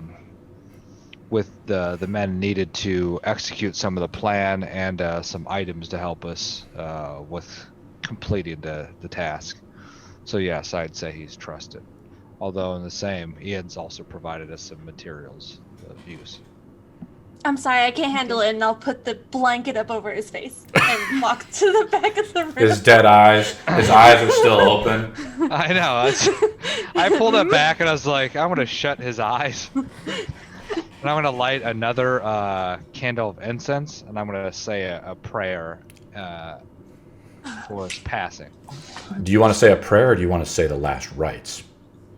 Well, I don't know the last rites. The last rites is said by a servant of Tyr to help the soul find his way to the seven heavens. Oh, if he lives a just right. It's what you said over your dead brother's body in the first game we played. I will give him those rites. Say them. I don't know what they are. Make it up. Come back to me on that one. Pass, okay. What do you guys do? He says the last rites. You know, if you want to, I can try to roleplay for you, Marcus. No, unless we're at it right now. Okay. Who's the next in line? Or wait, We because know. We know who's next in line after this king. I don't know. I just got here like 2 days ago. I don't even know. Would it be the adoptive son? Or his eldest child? I Well, mean, yes, the two daughters that we met at that were sitting with Noni, us. if you want to shapeshift back, just let me know. Okay. Arf. but I don't know which one is most prioritized. What's the priority? Because sure, next in line, sure, but at the same time, we have a missing princess. The Lord is dead, and we can potentially be accused of murder if we don't say we didn't do it. So, should we? They don't even know we came into this room. We could just leave as quietly as we came. Well, we've been Calm down. asked to Let's go get out of check here. on. We've been checked to go check on your would-be girlfriend, Marcus. So we should probably say, hey, when we were looking for, not to like the whole town, but maybe for like someone trustworthy. That I don't know. I guess Ian kind of sounds like a nice dude. I wouldn't know. I just hear me like whispering at the bedside. Oh A yeah, prayer. sorry. You finished the Sorry. last rites, Marcus. What do you do? I'm just so used to talking to myself alone with my my tinkering tools that I'm Yeah. just like, oh yeah, right. I'm close by to talk to. So yeah, sorry about that. We forgot to add that Mallory has a. Sorry, what, Sinros? Should we go get a guard and alert them that the king has passed? I mean, How about me and Mallory get out of here? It doesn't seem like we're not in favor yet. Why don't you three, you heroes, Yeah, we'll should just probably guard stick outside. closer to us for now. Esmeralda, if that's for the case, if you're trying to try to distance yourself, you're all associated. You came in all together. They all saw you come in, so they would know if you were accused, you would all be together. But you think, I mean, just using some common sense, the king isn't he's been ill for a long time. So just people assuming that you killed him is pretty far-fetched. Okay. I mean, go get all a things guard? being equal. You go get a guard. The guards are downstairs, outside, waiting for you. I'll go downstairs. Anybody I else was following glad. Mist? Is everybody I was like, going we with may- Mist? I was like, Who's we may need following to get- Mist? We may need to get the captain of the guard. Well, I don't know who that is. I know we've come in contact with him. I don't recall his name though. Or should we just tell Ian? Sir Ian. You guys all going with Mist? Or are you staying up here debating while I do a cutscene with Mist? Oh, did Mist leave or? Mist is leaving to go get a guard. And I'm going Sinros with will Mist. go with her to get the guard so that there's a Esmeralda, what are you doing? space. Marcus, what are you doing? Noni, what are you doing? I'll stay then with the king. Yeah, I'll chill. Make sure that Mist, you go downstairs. The guard is there. Noni, what are you doing? Being a wolf. I'll go with Mist. Okay, you Just walk trotting down. along happily next You to hear your paws, scatter across, the claws, like the dog claws, crawling across the wooden floor of the mansion. Must have been an old trader's mansion or some rich merchant from a while back. It's just near the docks. Makes it easy, but House Vigil took it over, the exiled house. You go downstairs, Mist, you see the guard there. It says, "My lady."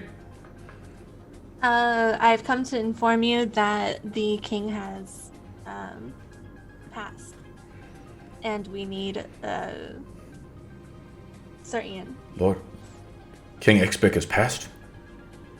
Yes, Where's Lord Marcus? up with the king. Go get him. Okay. And I'll walk back up the stairs. And they hear the guards talking amongst each other. It's like, has it happened yet? Is it true? You must hear it from Lord Darksbane himself. You go back up. Do you relay the information? They don't want to hear it from me. They want to hear it from you, Darkbane. Please stay here then and attend to the king while I go tell them. The I will blanket stay is far over his away. face. You go downstairs. The two guards are there, and they're both looking at you, expecting you to come, Lord Darksbane. And they say, Is it true? Like, listen and listen well. We need to get a hold of Ian and Thomas Vigil. Stay here. And they Tell go. them the One of the news. guards takes off. And they're like, Thomas, he's a wanted man. And they take off. What They do you- both take off? One of them takes off. The one stays there and he's just looking at you. I was like, why is Thomas a wanted man? He helped us during the siege. Didn't Ian help you during the siege? He was the one fighting in the main town square when you were inside with the men. That's what I've heard. What did Thomas do? Be a Treason. wanted man. Treason. Treason for what? You'd have to speak with Ian about it. He's a wanted man. How can I help you, Lord? You already have. I'm waiting. You're just waiting here? You're just waiting here and you guys are all waiting inside. Who's downstairs with Marcus right now? I think just Senrose and Nani. Or Noni. You see dashing down the street, you know, with the little guard, the parties in the street, you still hear it blasting, having fun. I say to the dog in Elvish, hoping she speaks Elvish. I was like, go to How discriminatory. Thomas Vigil's home and inform him in Elvish. To the dog. Will melt off with What? and see. I will melt out of the group of people. And do I know where Thomas's home is? Yeah, we all went there before. You do not know where Thomas is at. You did not. You never went to Thomas Vigil's place. He met you outside because he said he was a wanted man. He always changes his place and his location because he says he Wait, didn't trust told you. us he was a wanted man? He didn't say he was really. He said he didn't trust Ian. He wasn't wanted at the time. Okay. I thought we knew So, his worst I location. will You follow met him, and then he him. went down to the docks with you. That's where he gave Sinros the pearl, and that was it. And then, wasn't as there a place he says that he could have met he us. said, or to speak to personally one of the contacted? guards, and the guards would help you connect with him if you met this trusted guard that he mentioned the name of. But those times have passed. And now down the street, you see it. Ian with his staff is coming. Ian's a pretty younger guy, you know, maybe in his mid-30s, you know, and he looks at you and he's like, "We missed you at the party!" And that's where we'll take our 10-minute break. Right. Cool, huh? I think it's a perfect model for this guy. Cool. So down the street marches. I love the jacket thing, by the way, Noni. Ian is walking down the street vigorously trying to get at you. He sees Marcus outside. I don't know who else is outside really. He's like out of breath, you know, he's walking as quickly as he can at a fast pace, and he's kind of gesturing you, like saying like, "Hey, I'm here." And he comes up to you and he says, "Is it true? Lord Darksbane, is it true? The king is dead?"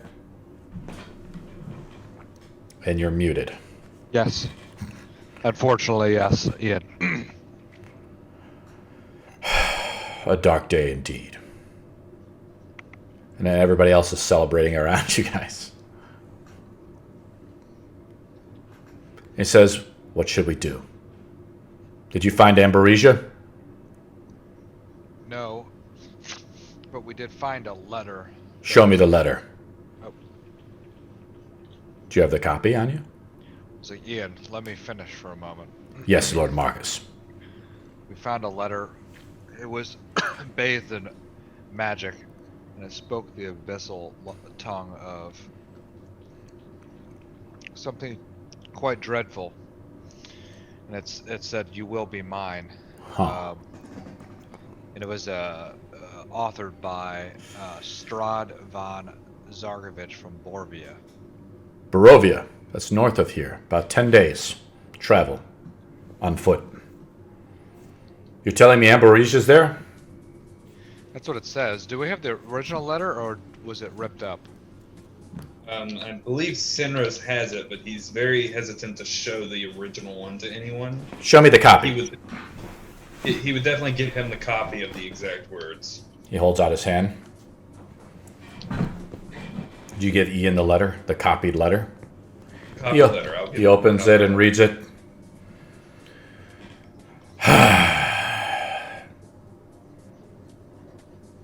That fucking woman. Our houses cannot be joined until she is found, Lord Marcus.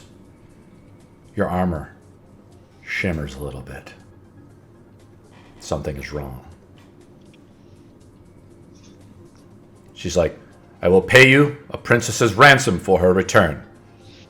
10,000 gold pieces.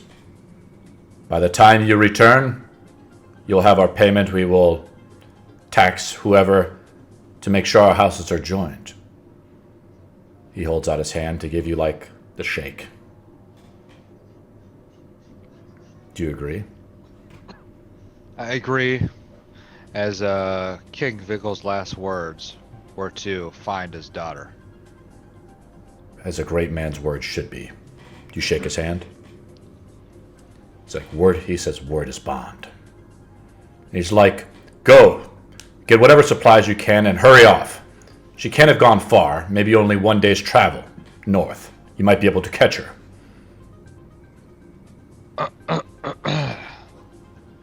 What happened? He to looks down Thomas? at Noni the wolf. He just nods at you. What happened with Thomas? Thomas has been spreading lies and rumors and been saying treasonous things about House Vigil. The men have all given their allegiance to me. I will rule now that King Vigil is dead. And so it shall be known. Hurry! Gather your party. Go get whatever supplies you need. I will meet you at the gate. And he takes off. And he looks back and he says, I now. would like to take a very large sniff of him to get his scent as well.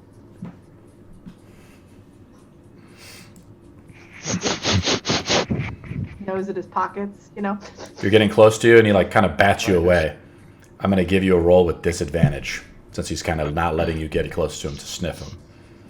As a wolf, I have advantage on any checks that rely on smell or sight, so that would cancel out theoretically. That's true. So it would be just a single roll.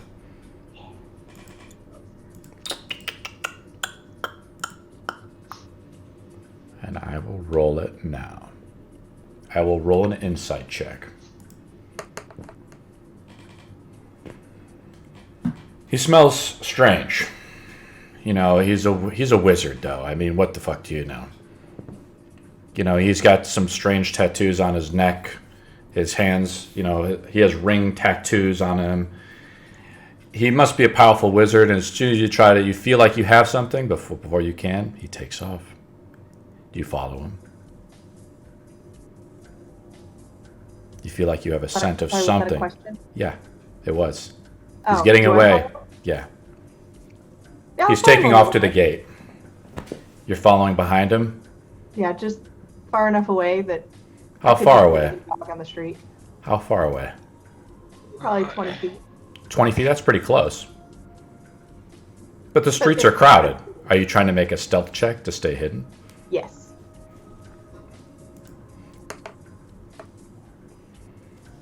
He doesn't seem to notice you for about 100 feet. What else do you do? Do you want to keep following? The house Vigil, where you just were leaving from, you're starting to lose sight of it as it goes around a corner. As he's true to his word. He's going to the north gate. Okay. I just want to see if he's going where he said he was going. He is. So it seems. Do you want to keep following him? A little bit longer. I'll make another stealth roll. Now, as your wolf form, I have it as +4 for you with proficiency. So you have to let me know if it's greater. But for brevity's sake, he doesn't notice you. It's true to his word.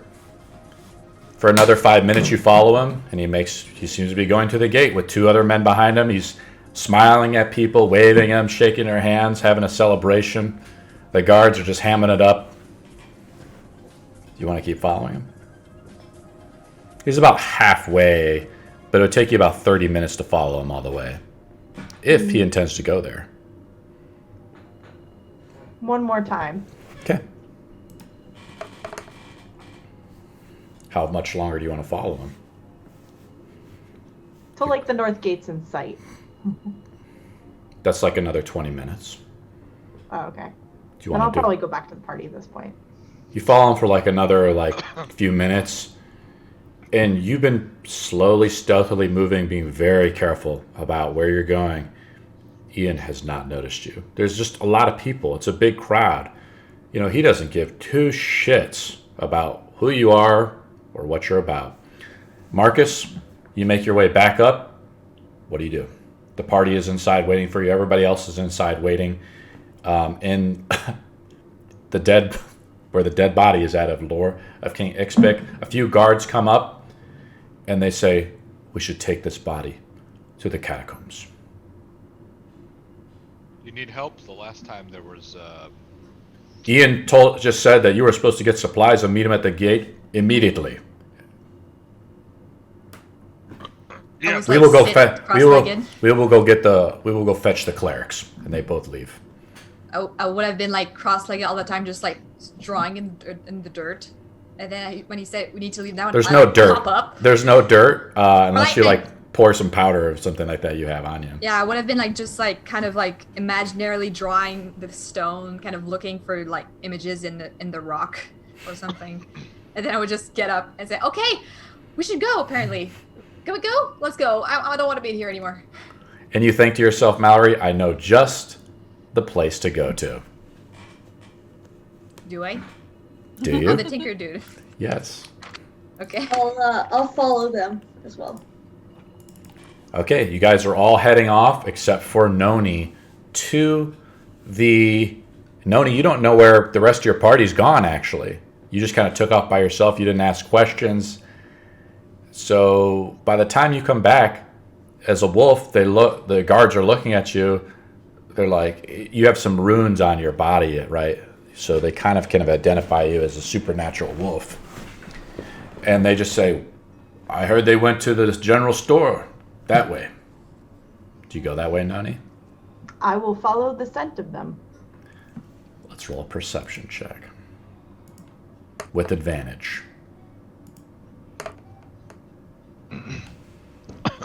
The streets are crowded, so it's difficult to pick up the scent. So you're just you lose the scent. They know they kind of went in the direction of where the guards were pointing, but you've essentially lost where they've gone.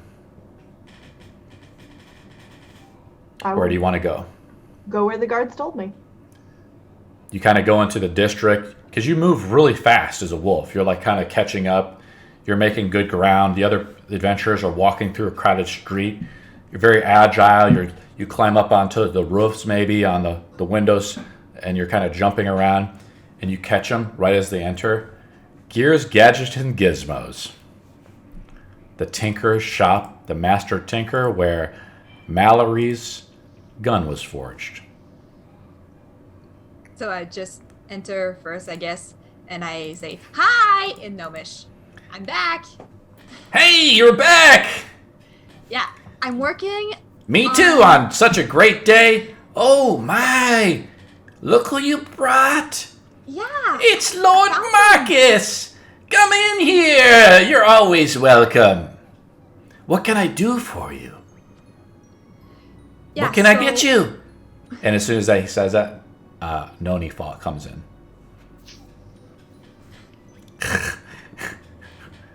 Would I recognize that it's Noni? Yes. Okay. Oh, hi. Where were you? Well, we've had stranger people in before. What can I get for you, Mallory? Do you have my money that I need? I'm working on it. I am working on it. It's Well, now you're nice. friends with the Lord. Lord Marcus, do you vouch for her debts? What are the debts for? Well, for the gun I forged for her. Yes. For the gun. Yes. I was slaved over it all day yesterday for her, in fact. Have you used it yet? How good is it? It's I had to tinker a little bit more to make it perfect, but now it's perfect. It has a name now. Well, what can you do? Yeah. Well, Marcus, yeah. do you vouch for this debt? That's all I want. I want my money. Give me my gold. Yeah, I say to Marcus, yeah, I just blew everything I had for this, and I have literally nothing else, and I just need just a little 138 gold, please. And you can take my share for next time. Like, if we find anything, you can take my share for that time, and then I can get my own share after that. You know? I'm gonna just be staring pointedly at Noni right now. At who? Noni has not divvied up the loot. Nope. And I am just staring at her. And you see the gnome, he's like, well, let me know what you need. He starts cranking away on some gears and gizmos as you guys start talking amongst yourselves. And I kind of politely but aggressively trying to whisper to Marcus, because I really want to be on good terms with this guy. I really like this. Like, when you meet Bird on good terms, good professional terms, please. When he means vouch, I don't understand. What does he mean? I commissioned him to make me a gun, and I didn't have enough to pay him, so he asked me I can pay him back within 30 days, and I don't know how much time we'll be on this adventure. Maybe we won't even get back, and I don't want the townsfolk to come after me because I would have stolen a thing. So yeah. Do you show Marcus the debtor slip? Yeah, I do show him like the... This is a merchant's debtor slip. Sometimes merchants give out lines of credit. So if you don't pay the debt, they send the debt collectors after you. And the debt collectors always get their money. So she has a debtor slip. And it says, terms to be paid, 30 days, signed, this tinkerer's name. I've never seen one of these. And the gnome looks up, he's like... Then he goes back to working on his gizmos. What are debts? I'm sorry, you grew up a lord and probably always had money. You wouldn't understand. I apologize. That came off a little snarky. Maybe I and then would I'll look at have Noni had- again. I'm just looking at it like this. What do you do, Noni? At this point, Noni will bounce out of her wolf form. You start to she will be transform, and your joints. You stand up upright. Your paws transform into your beautiful elven fingers. And she'll be like, well, everyone who was there at the previous thing, if we all agree, I will be happy to cover your debt for today. Don't make it a habit. Seems okay. Marcus, give me that. Have you ever had a debt in your life? Okay. I just sent it back. Is there anything in there that seems odd or off about the contract? Does it seem pretty normal? Totally normal. Okay. Totally standard, stamped with the seal. This is pretty common with merchants sometimes. If they can trust you to repay the debt, they sometimes have leniency terms. They work out agreements in contract law. Not where the Azrai are from, though, but humans and gnomes, things like that. Dwarves. How much was it? It was 130. I have it. 138 gold pieces. Noni hands it out over by counting them out one at a time. And the gnome looks at it a little bit, and he's counting along with it. He's like 1, 2, 3, 4, and you count it all the way up to 113. Oh no, that was it. 138. All right, here you go. And he scurries on over. He puts his stool down, whoosh, puts it in a bag, and he's like, "Thank you." Do it. He's like, he holds out his hand to Mallory, And I shake it vigorously. and I'm so happy this has been resolved. he's like, I'm "Give so me that slip." Oh yes, and I Meh. actually Nudie has it, so no. Takes it from me. He's like, "Meh, thank you." Noni. And he takes it. He stamps a receipt side of it, rips it off, and hands you the other side. Says, "Your debt is paid." I'm so happy. So I note it down in my Mark it book. down on your character sheet, Noni. What do you do with the rest of the gold? You split it out. And he's like, if you need anything else, No one's asked for anything. you guys are headed to, where are you going to? Their Nobleman friend, he says to you in Gnomish, Sinros.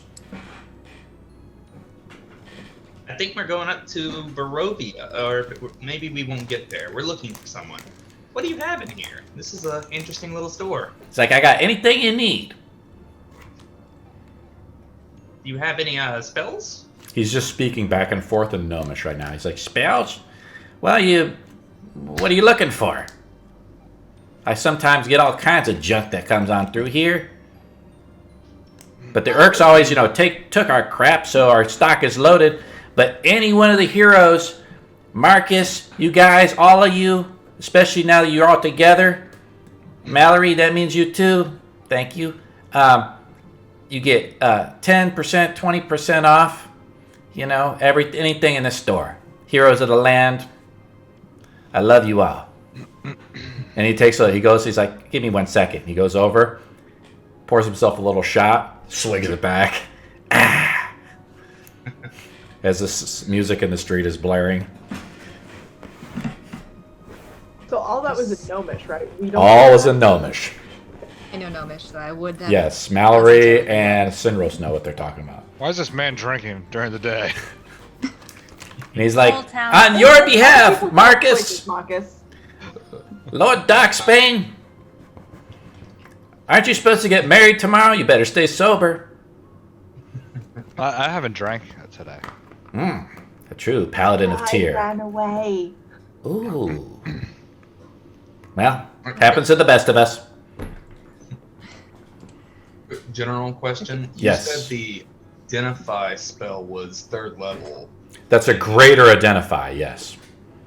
A greater identify? Greater identification. Identify is still a level 1 spell, but greater identify allows you to go back through the history of the object to know how it was crafted, who made it, and the origins of the object. I would like to inquire this individual if he has a scroll of identify. could. Roll a d20. 20. DC 15. Just straight up roll. No bonus applied. The Urks have not left a lot. He's got it. He's like, rummages through his shelf. He's like, meh, this must be it. He throws it at you. He's like, that's like 50 gold, I think. But for you, 40. He holds out his hands. His little tiny hands. Did one of you spot me 15 gold or so? Now, you are a part of the battle, and Noni has your share of the loot. Noni is That's why I'm holding all the staring loot. hard at her. I know she has my share of Yeah. gold. That's the question. Then. Yes, she does. She has about 1,800 gold pieces, but she just gave 132 on behalf of the group decision, apparently, to pay off the debt, which is now paid in full. She has 120 platinum pieces and a bunch of other miscellaneous items worth money. Then I would look back to Noni with a lot of money on her that would, some of it I would have some claim to, and say, might I have some of the share of last night's spoils so I can potentially identify some items for us if they come across the road? Yes, of course. How much do you need? Let's start with 15, and that's all I'll need for now. She counts. Is your dog up done? I know. Oh, boy. Puppy problems. Oh, jeez. He I gives you, empathize, you Mike. give him the gold, he gets a scroll, and the little gnome is like, thank you. Shoves it into his bag. He's like, I know I'm going to get rich off you adventures today. What else you need? Question, Some DM. potions of healing. Yes. So here's how this works. Whatever you need from the general store, buy it now before you go. So if you need to buy anything from the general store, minus 20%. So you just let me know. I'm going to go over to my DM sheet. Let me know what you need. I would Just like some quick- potions of healing. How many do you have in stock? Roll a d20 for like magical items to see if he even has any.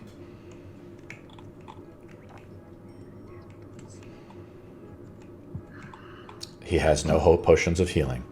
It's one day after the invasion of the Urks. Items are rare, and whatever he was able to bribe for the Urks to still have in his stocks and shelves, that's all he's got. What else does anybody want? Question. I have a- Yep, go ahead, Sinrose. Do I need to buy the ink and whatnot to copy this spell into my spell book, or is it just Roll a I'll d20 make to see if he has the ink and the paper and the scrolls and everything like that for you to copy it over. It's, I think, 50 gold per level. He does not have the ink. okay? What do you want, Mallory? Yes. Question, DM. With the celebration happening, would I have been able to like snatch some food to have like some rations? You have 2 days more rations that you've pocketed from the Great Feast. What is else? Perfect. Esmeralda, you want anything? I'm good right now. Just looking all hard and badass, okay? Mist, want anything? You want your gold from Noni? Your share of the gold? Well, No, I'm just gonna keep staring at her until she understands that that's what I want. Because I'm not gonna ask. 2 rations. Noni, do you want to... You notice she's been staring at you since the Great Feast. Do you want to give her share, her cut of the loot in equal portion? Oh, I'm so very beautiful. I don't mind. Do you give her... How much gold do you give her? However And much pla- she asks for. What do you... How much are you asking for, Mist? Whatever my share would be. 1,800 divided by 4. Well, it'll be 1,800 minus the 138 divided by 4. That's correct, if she agreed to it. But she didn't say anything, but... Minus 138? It'll be about 415. Is that how Like much? the 415. Add it to your character sheet and remove it from yours, Noni. And you guys are so rich. I should have been there earlier. And you think to yourself, I'm glad I found these adventurers. And this is what you've been looking for. We might as well just Sugar split. mama. We might as well just split all of it. Is this with the platinum as well? The platinum, you have 120 platinum, so it'd be 30 platinum each. Okay. And you see, Esmeralda, you see all this gold just flopping hands, and you think to yourself, maybe I found the right group. Just nod my head and continue to just look around at the. We're speaking your minuscule language. leftovers. Yeah. So, Sinros, you got 416 gold, I think, right? Is that right, Noni? 415. 415 plus 30 platinum pieces. Plus, she has a bunch of other stuff on her, but she hasn't decided to sell it. Now, do you want to sell it?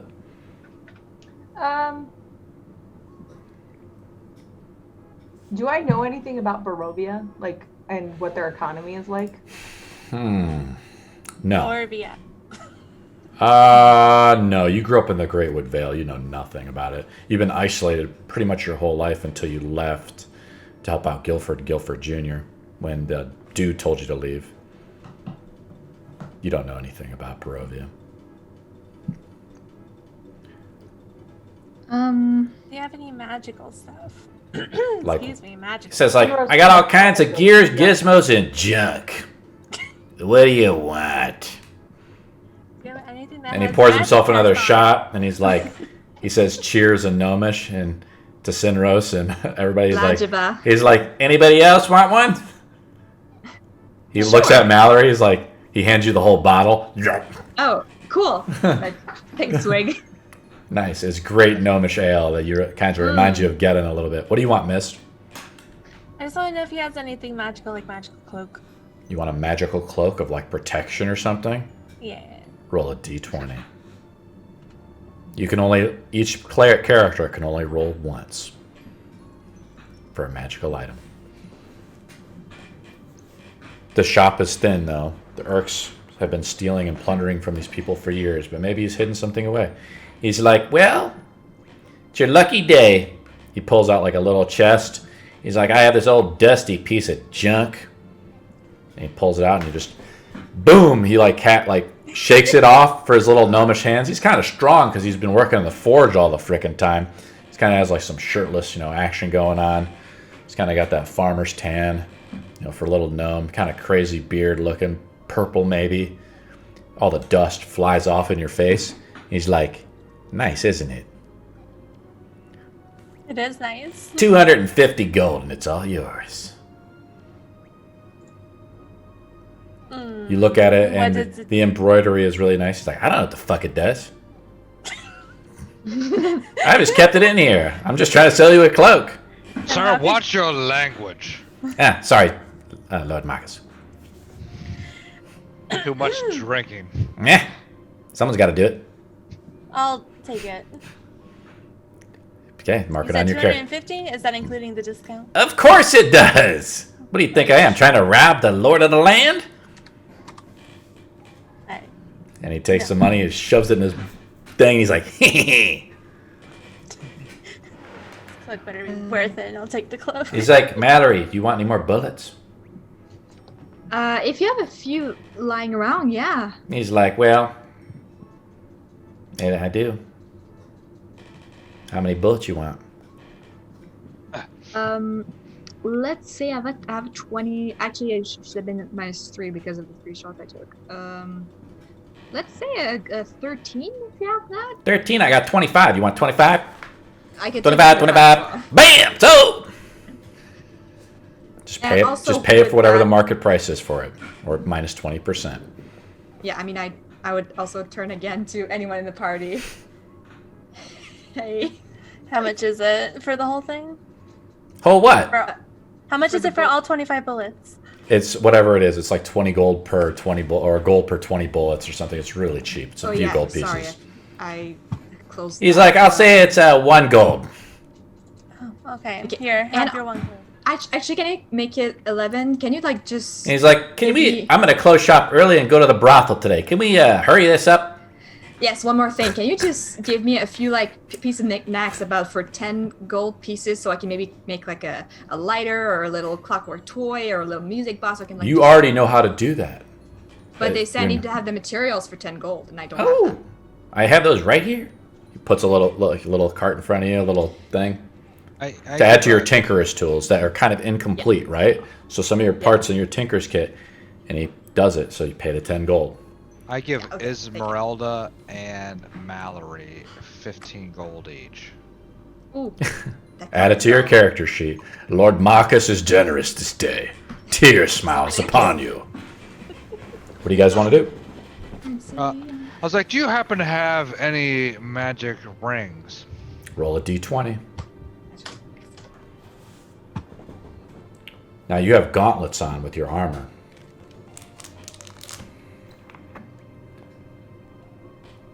What is that? Ooh, Big that's fat bad. donut. It's almost your mortal enemy there, Power Gamer. We're 1 away from the nat 1. He's like, yeah, do I look like a jeweler to you? He's like, anybody else want anything? Going once? Going twice? Did the potions count as my request, or? can I Yes, it ask did, for- because they're magical. Unless you want to make a persuasion check somehow on this gnome. What Sure. is What do you say to I'll him? smile prettily at him and be like, but do you have anything else interesting back there? Like perhaps a bag? I don't like elves, to be quite honest with you. No, I don't. I'm sorry. By the way, shop is closed. And he starts scurrying you out. He's like, I gotta go down to the docks real quick, if you get what I mean. No problem. He says, no problem, he says, I'll be there. goodbye, Cineros. Pleasure seeing you. Shuts the door, turns the sign around, says, be back soon. And you hear him scurrying off, and you see the smoke coming out of his little gnomish chimney there. What do you guys do? Take my cloak and put it on. Do I notice anything specific about it? You feel something magical has gone on you, but you don't know without identifying it. And 2d8 Cineros, necrotic damage. yes, you immediately, the item is cursed. No, nothing. You know something has happened, but you have to know the effects of it to really go. And Cineros would need to do it. But time is of the essence. You must get to the front gate. Let's go. You guys head off to the front gate. We would, unless anyone else has other business. We should go down to the docks quickly to see if we can catch up with Thomas. But maybe Do you want to they'll search know. for Thomas? Yeah, I do. I say that to the party. It's like, I think we need to let Thomas know what's occurring. Cineros, you know that like you're meeting with Thomas. If you just remember, he was going into hiding. It's going to be very difficult to find him now, especially as a wanted man, accused of treason. I mean, anybody finds him or sees him out in daylight or anything like that, he's a dead man. I would. And I don't know if we'll be able to find him. He briefly spoke to me during the party, and he just told us to watch our back around. Ian. Ian Parnish. Well, he told us to be careful around Ian. I I do believe he will be able to learn of his sister. He is a very resourceful man. I think we should get to the front gates and start following her trail as soon as possible. You guys are just starting. Esmeralda, what are you doing? I'm just kind of sitting back and watching what the party does. You guys start going to the front gate. Guys, the adventure party begins. All walking down the lane. The people notice you. They're all like bowing a little bit as you go to the front gate. And then some of them have already, the word is already out. They're like, the king is dead. The princess is gone. They're like, you hear them whisper, and they're like, but Marcus will give them back. And so will Sinrose. Missed. The adventurers, they cannot fail. You hear them like whispers from the crowd as you're doing it, and the cheers from the crowd. Flowers are going on. Sinrose, what type of magic are you casting as you're leaving the town through the great gates of Stormbrook? Oh, that would be good. I already did the flower petals. Let's do little like firework effects on that. And the children are like following. They're making like the crowd is separating as you guys are walking. You're like a punk rock band or something, just badasses as you guys are walking through, and they're all cheering you as you leave. And Ian is out there. He says, "Are you ready to go?" He has his 2 guards that he always kind of travels with. Ian, what do you know of Barovia or Strahd? Barovia? I know the Visante do a lot of trade up there with the wines. They make a lot of money. And that's where we get our wine from. And he's like, you want some before you go? No, I don't drink. Well. Noni takes it if it's offered. Well, he looks to one of his men, and you ask him, and he's like, they hand you this really good vintage wine. You don't know if it's a red or white wine. It's from, you don't know where it's from. It's got a stamp on it, from Barovia. So you've got some like inbred label on the labeling. It's really nice. The bottle is dark. What? Ian, you've never heard of Strahd? He makes an insight check. I will roll it on the board so you guys can see the roll.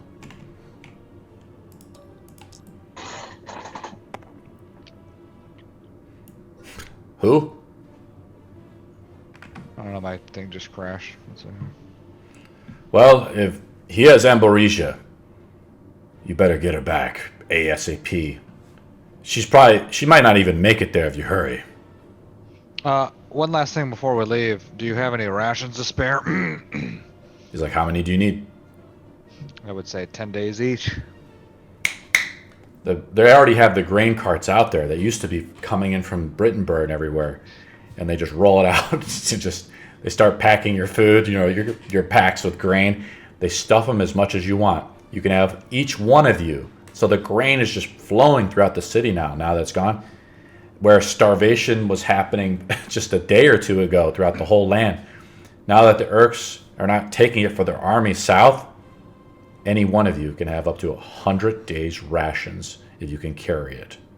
So you can carry as much rations as you want, essentially. They're just stuffing, the guards are going to just stuff your backpack with as much rations. So mark it on your character sheet. I don't know if I need that much. Yeah, I know. And the guards are like, you'll have a full belly now, won't you, Marcus? Yeah. I think Sinrose can carry it. Before we leave, I do have something I need to take care of. You talking to Ian? Marcus. Okay. Nope. Yes? I have some people that I would like to make sure are set up comfortably. You need assistance with this? She's like, my lady, time is of the essence. Whatever you need, I can handle it for you. One of the guards says to you. Okay. So I'm going to describe who I'm looking for. They're at the inn and stuff like that. Guilford Jr. And where they are. What do you want to give them? The guard. I'm going to hand them over 10 gold. Each or just 10 gold pot? One thing of 10 gold. Okay, you hand him just 10 gold coins. Guilford and his son. Yep, you sprinkles of the coins into the hand. You count them out individually, like you've been doing. And he says, "I'll make sure they get it." And he actually just takes off. There's actually like 5 or 6 guards now just helping you just pack up for the voyage, as you guys are going to travel 10 days north on the road to We get Barovia. horses. And he's like, "The horses are rare these days. The Urks have been stealing them because of famine throughout the land. They always ride wargs. We can't spare you any horses. The horses are just, they're more valuable than, they're probably more valuable than Barovia," Ian giggles. Ooh, in that case, I'm going to take a little bit more food if I understand. It's going to be a 10-day travel. It's a 10-day travel north to Barovia. Now, it's the season, we're in the 4th month of Amtol. It's getting cool outside. It's almost winter is coming. The grains and the harvest is already coming in. So the food is being stored now by the grains. But now that the land has been liberated, and you guys have defeated whatever major maybe force in the area, you don't know. Maybe the realm is safe. You don't know. Are we traveling through forests? I will let you know. Do you want to make a... Let me take a look at your character sheet. I was going to say, would Ian know since they travel the trade route or know about it? Huh? The trade routes have just opened up. The merchants are like wheeling shit out. It's only been a day and people are like, time to make money. The trade is starting to flow. Wine is flowing. Everything's happening. You guys take off? There we go. You guys set off. Ian is waving at you. And as soon as you leave, Marcus, a man comes up to you. And he holds out his hand. And he's like, "Alms for the poor. Alms for the poor." I give him 10 silver. He looks up at you. It's the angel in disguise. Oh. He was testing you. Do I talk to him or does he leave? He's looking right at you. He's like, "You have something for me." You start pulling out the chain. You guys are kind of far away from the city now. Ian is like waving at you. This one this one random beggar just comes up to Marcus, and you see Marcus start to undo this chain that was, we won't say it was in your pack. We'll say it was attached to the pack because it's so big. Exactly. You just dump this chain out, and he coils it up, and he's like, "I need your maul and your sword." You hand him. Just lean towards the teams like, are we supposed to be concerned about that? He hands him his maul, his great maul. He unsheaths his family sword, and you hear it just crackle. This silvered family sword it is, and he says, "I will meet you." Actually, I got to read it off. Hold on, let me pull out the dialogue. Noni just like leans over to you and goes, "Marcus doesn't seem concerned, so until he says something, we should probably just hang back. This seems like some weird god shit." Okay. He's like, "I was testing you to make sure you still remembered to help the poor." You hand him the wet, and he says, "I will meet you at the great gate, where the 2 men stand, but cannot speak, hear, or see. I will see you soon." And he turns around with just carrying this crap. Do you try to say something to him before he leaves? No, he walked off. No. Turns off. The music is super low. I'm trying to play this holy music, you know. This angel is just seeing you. He takes off. And you guys take off. Ian is just waving at you. The crowd is waving from the city as you guys take off on the trail north. Yes, Noni is just giving her little preppy wave there to the crowd. Legends of Stormbrook. As soon as you came, you freed the city, and off you go. And thus the life of an adventurer. Gold, jewelry, fame, men of the road or women of the road. They do not stay in a place for very long, always seeking where the greatest opportunity arises. The journey north isn't easy. Days travel by, and you pass by your old city, Marcus, of Brittenburg, where the Temple of Tyr was burned down. and you look at it. And the townsfolk there see you coming. They see your band of adventurers coming. And they start coming out of the fields. And they're like, Lord Marcus! In Sinros, he came the other day, and they're all here. And they all come up to you. What do you do? You're passing through a hamlet city, like a farmland. You guys have been traveling now for a day. Noni's gonna really quickly just take Marcus by the shoulder and be like, are you going to be alright going through this again? It's like I have to check on my people to make sure they're okay. Now, this is not where you grew up as a boy at all. You came here as sort of a servant of Tyr. The temple, it's been only 2 days. If you think about it in real time, the temple is ruined and destroyed, where Nurbang and the band of Urks destroyed it. Do you want to pay your respects to your brother's grave? I do, but beforehand, I'm going to go back to the church. You're in front of the church. Oh. A crowd is around you of about 30 people. Where's the priest? I say. They're like, you were the priest. Well, who is the elder of the town now? An old man comes forward. He's like, yes. He kind of is like a walking stick. He's like, because the Urks kill all the young men, all the fighting men, so they have no one to fight against if they ever uprise against him. I give him 10 days rations, and I was like, It's like, we don't need it. Oh. The fields, the grain silos are stored again. Since you saved us, the Urks have all left. It's a miracle. And the people are like trying to touch you, like you're like a god to them almost. I was like, please don't do that. You're just telling the people not to touch you, and they're like, Marcus. And they come up to Sinros too, and they're like, show us. And the children come up to Sinros and be like, do that trick again. I'm gonna pull off my hat, and the little weasel familiar is under there. Yeah. And I'm gonna have him do a little dance while I put on a little light show around it with minor illusion. People are being entertained, so the crowd of this small hamlet city's crowd is sort of separating. What else do you want to do, Marcus? Do you want to pay respects to your brother? You guys all go up to his brother's grave. He buried him 2 days ago. What do you say, Marcus? Linus Darksbane's body lies in here. The dirt, freshly made. Anybody want to do anything?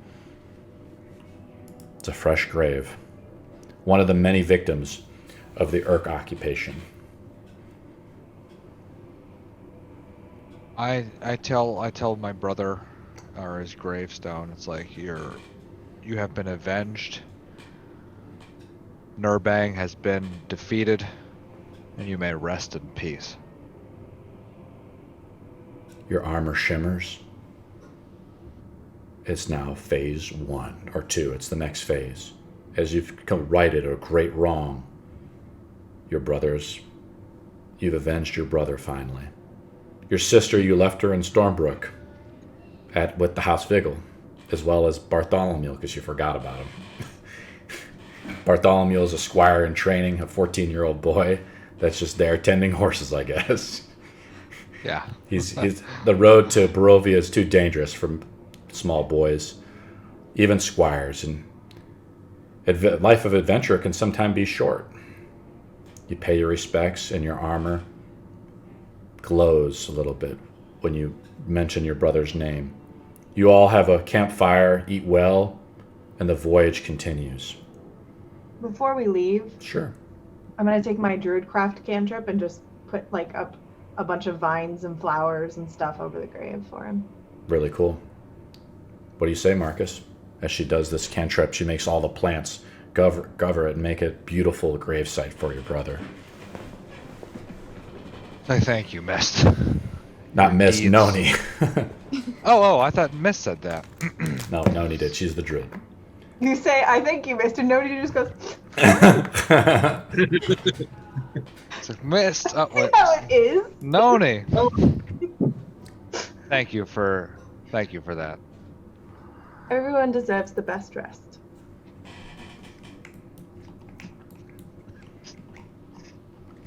Guess what time it is, guys? 5 days into the travel. You come up, Esmeralda's kind of like leading the party a little bit, scouting. You've been able to track what's going on a little bit, but you're always behind whatever it is. It's some type of carriage with led by like 4 horses or something like that. You've tracked it, right? Now you're starting to go through the woods, right? You've passed through the farmlands. You've gone north. You see the mountains. The woods come up beneath it, and it leads through a trail into the mountains. And in there, you come to a dwarven area, dwarven stone, one of the old ruins maybe of the dwarves, of the mountain dwarves. And it leads, the gate broken from years ago from the old war. But you think to yourself, an obvious place that could be trapped. So you have to be very careful because it's a pincer point leading into the mountain pass going into Barovia. Now, as a Visante, you've really never been to Barovia, but you've heard about it. And the merchants always make a fortune just doing business there.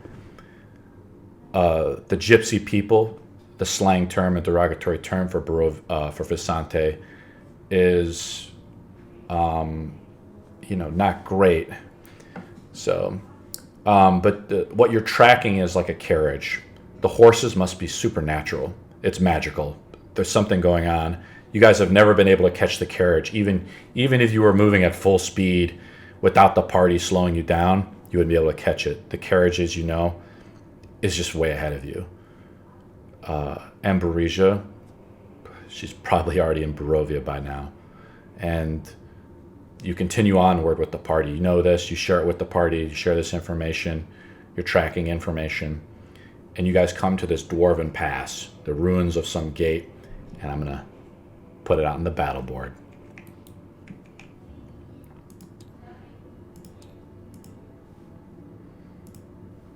Everybody having fun? Yeah. Awesome. Just going to wait till it loads up. I'm just going to wait till you guys hit 100%. Now, I think I updated all your models. And now we're going to start playing hardcore, where I'm going to put down the Fog of War. But I have a special thing. So you guys can see down the mountain pass. So you're about 200 feet away from it. Let me copy this. Does anyone have an extra weapon I could borrow? Well, yeah, right, because you give it all away. What type of weapon do you use? I have a short sword. Marcus is weaponless right now. What else do you have besides a short sword? I have another short sword you can dual wield, maybe. Nani will give you her scimitar. Noni gives you a scimitar. Noni gives you a scimitar.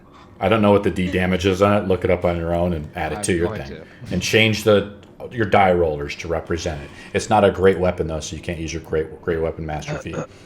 So now I'm going to unblindfold you. This is where you're at. You're in the middle of the woods up ahead. So there's a fog of war. You can't really see around the woods that well.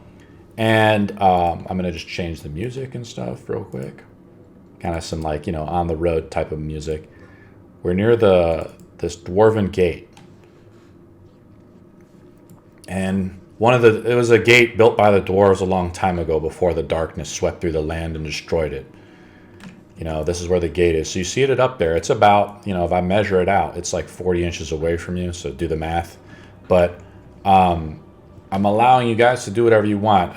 Esmeralda has warned you guys that this could be a trap of some kind. Uh-huh. And we see that the carriage carts have successfully made it through here already? Yes, the carriage cart. So you guys can't see the compass. This is the compass. You're traveling through the mountains. Past this gate, you see the mountain ridges leading into Barovia. Most people in medieval time, they don't travel beyond like 30 miles. Only the great adventurers voyage out into the unknown. The farmers, they just stay by, tend the fields, illiterate. What do you guys do?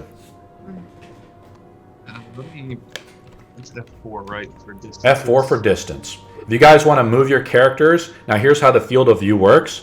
360 degrees around your character, but it should be tied to your hand color, right? So I think, for instance, mist is blue, or I'm sorry, purple. So I think I got all the colors correct. So if you move your character, but let's not move the character models yet. Marcus is out in the front, though, if you look. And then you guys can have what they call a marching order if you really want to be tactical about it.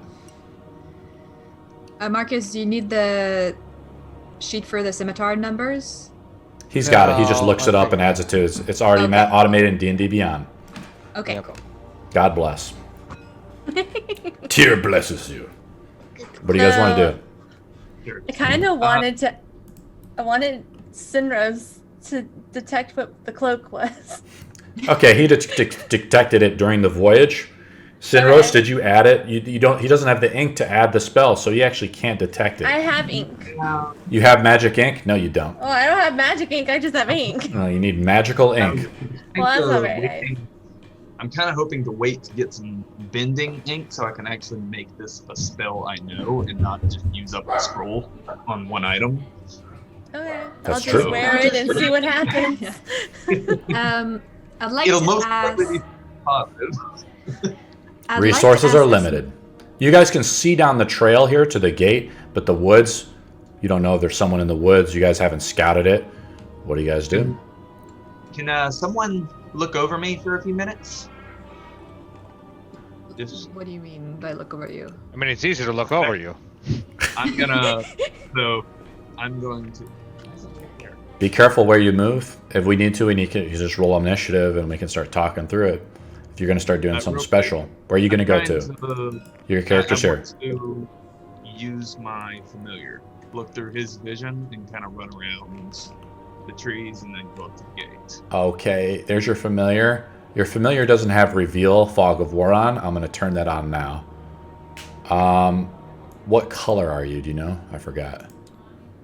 Yellow is my color. So I'm going to change the revealer to the yellow color. So only you can see through the familiar. So even if you move your model forward, see, I've changed it. So you see 12 inches and 2.5 inches high. All characters see like this to be observant within 360 degrees. I've allowed you to see further down the road because you can. What do you guys do? So as everyone kind of watches Sinros, he pulls off his hat and his little weasel uncoils out from under it and runs down his leg as you kind of see his eyes glaze over. Why don't you tell me where you want to move it? Just to make I'm sure we gonna got the kinda word. Weave through these trees to the right and then approach the gate up there. Where'd your guy go? There it is. Let me grab the weasel. Yeah, I'm just going to move him for you. He's moving up. Does anybody else see where his familiar is going? Is the field of fog of view still blurred for you as I've moved it up? Still Yep, black. it's all black. Fantastic. So only Sinros can see what's up. Right now, you see what you see. Do you want me to move him up further? Clear so far. Further, please. You're moving him up. You know, you look at Sinros right now. He's kneeling down. He's entered like almost a trance. You look into his eyes; they're like flickering, like blue, like he's looking through the creature's eyes.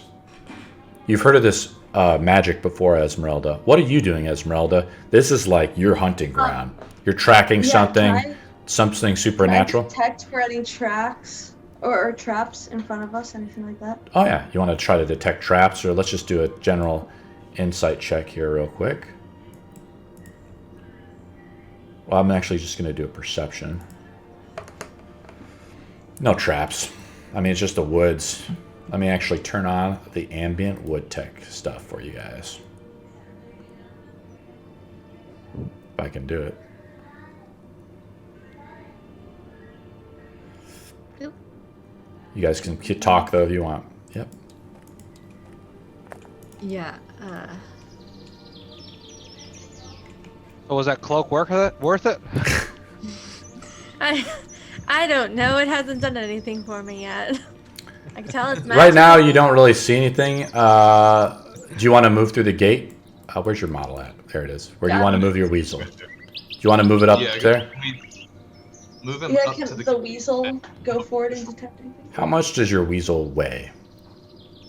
How much does he weigh? That's a good question. Probably not much since it's a weasel.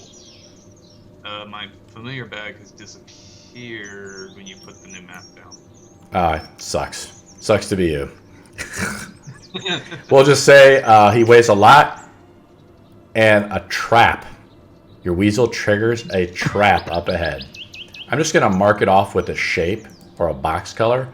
It actually opens up right there.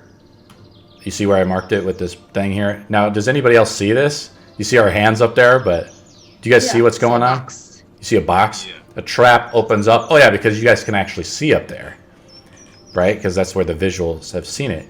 Your weasel falls through and has to make a dex save. Roll a dex save for your weasel. We'll assume the weasel has +1 dex. Is it just +1? Let's just roll the dice. The secret of being a DM, just roll. Okay, so it's a D20 Just- yep. +1. Yep, perfect. We'll say the DC is like, let's say your weasel passed and jumps out of the way, as this huge area in the ground does. It makes a lot of noise as it does. It's like falls through, your weasel looks through and sees just like a bunch of spikes and barbed pits. And now we roll initiative. Ooh, I'm really good at that.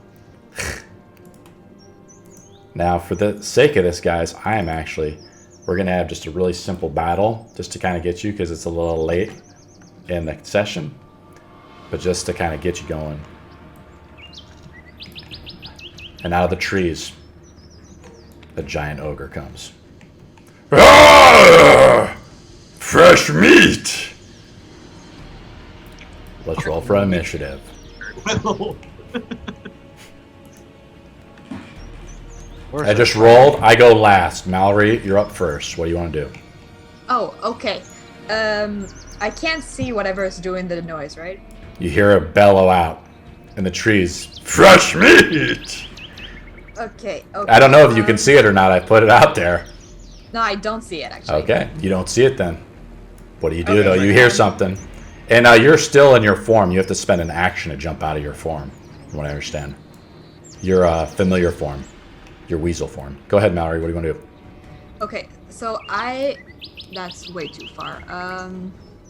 I would like, I think I'm gonna, okay, it's okay. I think I'm gonna go closer to the trees, like, yeah, that's. You can move 30 inches, right? Or if you want to make a dash action, you can move further. So move your character on. No, your I'm own. gonna use just my regular movement. and- Move. How do I move again? Grab it, hit F1, and move your character, right? Oh, F1, not with the ruler. That's right. Now move your character. So there you go, 6. Now you can move ish here. 12. Yep. And I would like to. Can I hold an attack? I've thought about that rule, and what it does is it'll move your initiative count down 5 if you want to quote unquote hold an action. But for brevity's sake, the answer is no for now. Until we start really, I have to look at the initiative counter. See the initiative counter over here, guys? I can actually put you in your number. So for instance, Mallory and Miss tied.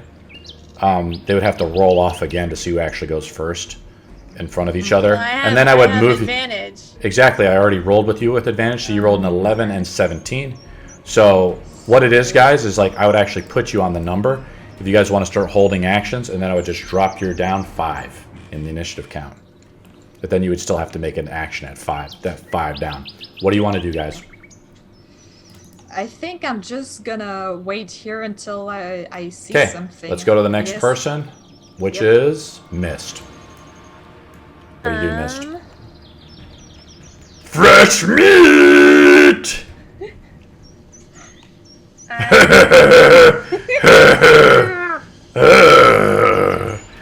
Yummy. What do you do, Mist? I'm going.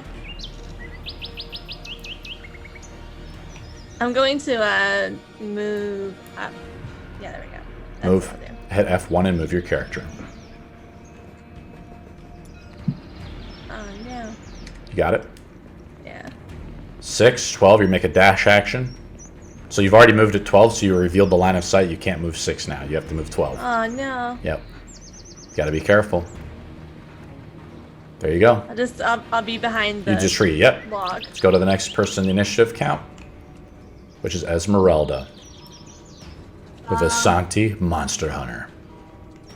Quiet as the night. I'm going to move into these trees right here. Okay, you move 12, so that's your dash action. Yep. And then as a bonus action, can I try to hide? Of course. I will roll your stealth check. With advantage. You're gone. You're like the shadow. You guys just see Esmeralda dash off. She's gone in the forest. No one sees her now. Next person initiative count is Noni, I think. What do you do, Noni? The druid of the forest. Do we know? Did we know that that's where it's coming from? And that's my first question. And my second question is, this is several days after we left, correct? That's correct. So all your spells and stuff have refreshed. This is 5 days into the journey. Yeah, just wanted Trying to push you guys. Let's move the story along. So we know that it came from over here. It's down the road. Okay. I mean, Felt, you can't talk out of turn Yes, I know. for now. But when it gets to your turn, you can say where it's at. What do you want to do, Noni? Move. Okay, that's a dash. Oh, actually, no. That's okay. You want to cast a spell or something? Yeah. Okay, so just move your character a little bit further back. 6 inches, right? Boom. What do you want to do? What do you want to cast? If I can see him, which I cannot. You can't. He's just So- something is. You see the trees up ahead. I Swivel. will- Something big is coming. Yeah. So I will take a defensive action. You want to dodge or something? Yeah, it's means anybody trying to attack me will have disadvantage. Yep, that's a dodge action. Let's move to the next one. And for my bonus action, You want to shapeshift? I'm gonna turn into a big direwolf. Okay, let me pull out the model for you. And we're going to go to Sinros next. Give me a second. Let me pull out your model, Noni. I'm going to pull out your shapeshifting model. The direwolf? Yep. Okay, I think I got it. Bigger bubble. I think I got to blow it up a little bit. See, I'm just putting it there to the left.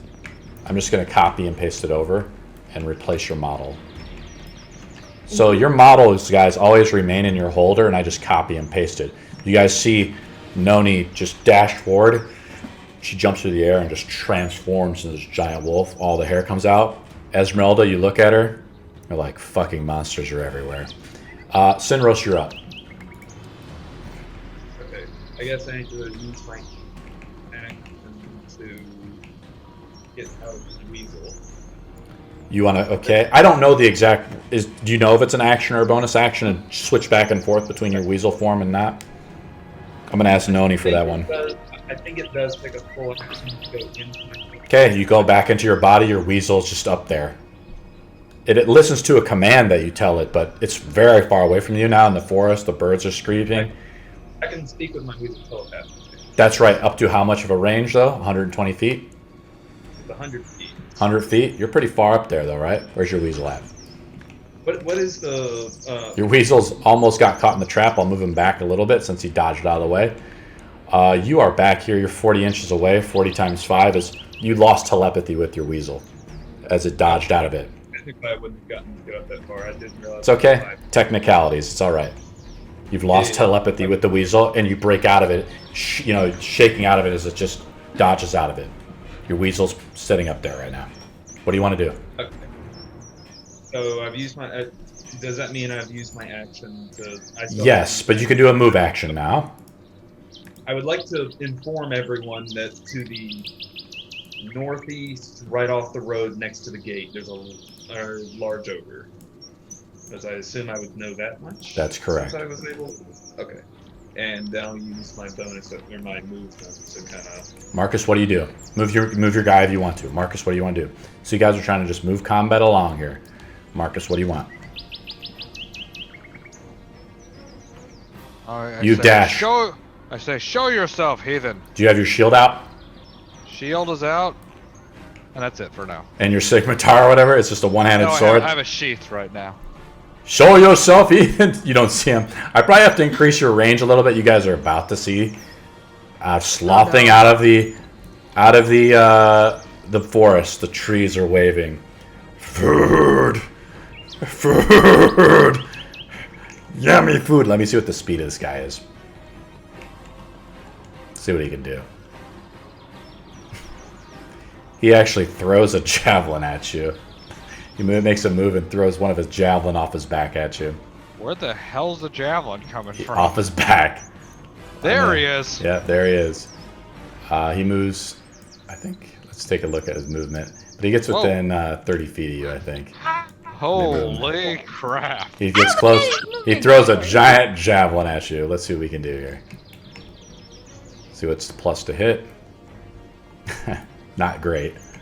I'll just roll a d20. Your armor class has gone up by 1, by the way, Marcus. Because your armor's been enhanced, right? It's gone up to +2. Okay. I rolled a 17. That's a hit still. So you take 2d6. No, you missed if you rolled a 17. No, he gets +6 on that. So it's a hit. 2d6 +4. I'll cast shield. Yes. This giant javelin comes across. It's just this giant tree branch almost. And it deflects right off your shield. Let's go back to we're in round number 2. You guys see the ogre? Round 2, up to Mallory. Yep, I'm gonna take out my gun and I'm going to shoot at it. Roll for hit. I'm gonna go sharpshooter, why not? Be my guest. 15. The ogre is almost butt-ass naked. Roll for damage. You hit. The shotgun blasts off with 20 damage. Let's go next. Any points of You want to damage? move? I still have my movement. Go ahead and move. I am going to. Where can I? I think I'm just gonna. I'm actually pretty far from him, so I don't think he can. What is that? That's like 20 inches in feet. That's like times 5, you said, for distance? Yeah, I mean, just whatever. It's not a big deal. No, Moving along. You're good. We'll pick it up. Just checking. Let's go to Mist. 100 feet. Yeah, I think I'm gonna just loop back behind this tree so I'm harder to hit. Sure, great idea. I'm just gonna loop it. I'm just gonna go. Let's go to Mist. Here-ish. I'm going to cast a moonbeam. Where at? So, It's a concentration over the- spell. Click your concentration token. okay. Switching between stuff. Yep. The T concentration. There we go. I click it. How do I click Now it? I need to make a saving throw, right? You just hit the F key from the tutorial Okay, I got that it. you didn't do. Okay, and but yeah, no, I cast moonbeam on directly on top of it. Oh boy. I just need to make a roll. What's the saving throw DC? 13. Oh, I well, he think still takes half the damage. Roll for damage. It is. The shotgun blast does a ton of damage to him. That's good. So he's 2d10s. almost, he's bloodied. The ogre is bloodied. Already? Oh yeah. Damn. Whose turn is it next? Mine. Go ahead, Esmeralda. From my spot, I will shoot an arrow at it. Go ahead and shoot. You get a sneak attack because you're attacking from stealth. I'll count. I'll say it's a sneak attack. 15. Okay. The ogre is almost wearing nothing, so you get damage. Go ahead and roll for damage plus sneak attack damage. Which is that just roll for sneak attack damage? Plus Or D6. So my D6, and then. Now you're just in the trees, so you can rehide. Okay, and then I'll move. The ogre's really not paying Forward. attention to you. Yeah, you want him to take a move action? Where you at? Yeah, I'm gonna move. Oh, you're pretty to close. Right. 6 inches. Here. You got to move a little bit further back. Yep. To 6 inches. There you go. Yep. And I will. You're deep in the trees, though. I don't even see your character. You're like hidden in the brush. You sneak. You like slide under the tree branches. Now you're prone. Now, if you do that, do you want to do that? No, I just stealthily move through Okay. the brush. We'll allow it. Crouch position. And out of the corner of your eye, you see a goblin get up from over the walls. Let me pull him out. Banging in the That drums. was too easy. Banging the drums. up here. See him up here, guys? Maybe. I think you can. Sinros, you can, right? No, I can't. He's way up here. You hear banging of the drum. My weak ear could hear it. Darn. You hear the forest rustling. Oh no. It's Urks. They're on you guys. It is now Noni's turn. You are a giant direwolf. What do you do? How far would? Ooh, Let me add the measurement thing to your dude. Yeah. There we go. And I probably have to add the fog of war thing on you, but that's okay. I will add that now to you guys. So how far would 50 feet be able to run? 50 feet is what, 9 inches roughly? So you can't reach him. You have to dash up to him. You want to get in hand to hand with him. I'm gonna chill out next to Marcus because I get some extra bonuses. Yes, you do. What do you guys do? Ready my reaction to when he steps when the. You want to dodge or you want to ready an attack? I'm gonna ready an attack that when he comes up to attack Marcus or me, I'm going to go ahead and bite deeply into him. Sinros, your turn. Okay, I'm gonna move.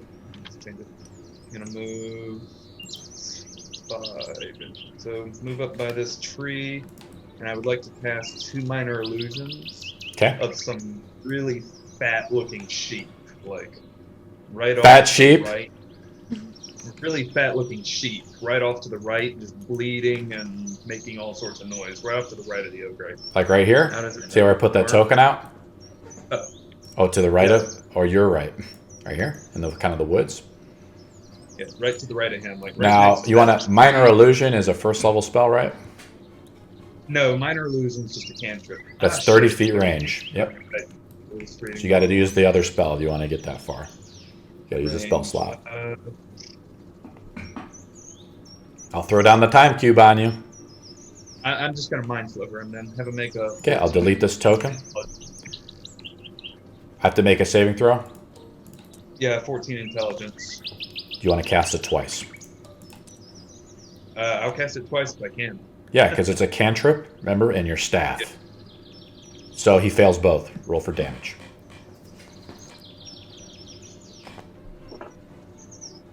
Whopping 4. Not great. Is that just 1, or you only do D4 damage?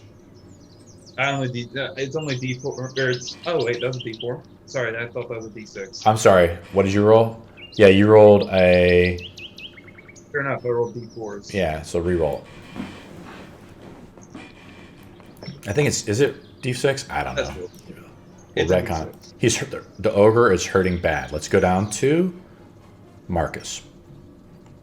You've like challenged this ogre who's just. The forest is shaking. Your shield is out. Your sword is not sheathed, or your scimitar. What do you do, Marcus? I'm gonna step forward. Oh, that's really far. Wait, no, that's not far. Nope, you can attack him. So I'm gonna step forward, unsheath, cast Booming Blade, and whack him. Roll for damage, or roll for hit.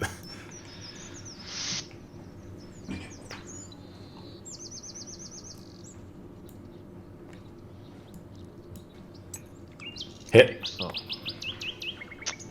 You reach out and you try to. He leans down to try to get you. You feel him? And leaning down, you swing at his head. He's 6 points. He's hurting bad. The ogre's like. 2, 8. The ogre scream bellows out into you as just rancid breath. He's like, no food! His turn. He's on his last leg, though. He's going to. 8 damage, by the way. Yep, he's going to roll to hit. He has a giant club with just phenomenal strength.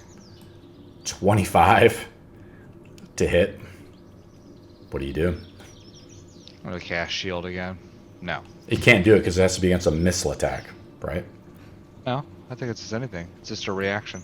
Is that right, Noni? Is it just a missile attack or any attack? I'm pretty sure it's any attack. On reaction. Do you want to cast it to use your other spell slot? Yeah, I still have one more slot to go. Okay, he would have done 12 damage to you, but as his club is coming barreling down, it slips off your shield and just you hear it thunder into the dirt. Out of the trees, you hear goblins chattering, clinking.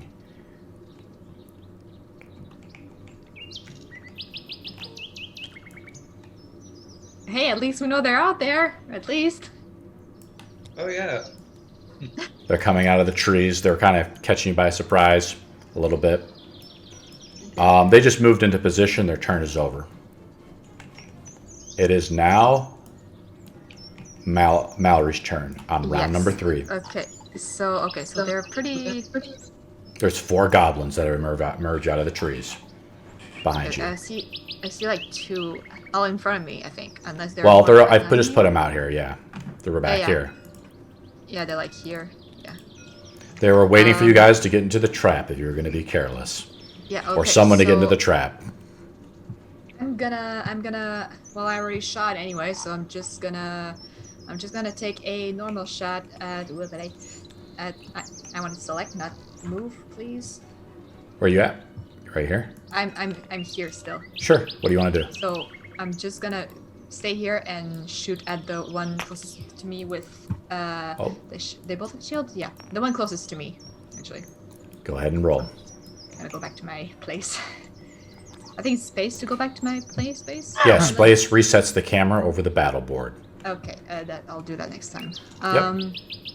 Let's make this a These trees really make it hard to see you guys. normal shot. What's that? On the goblin or the ogre?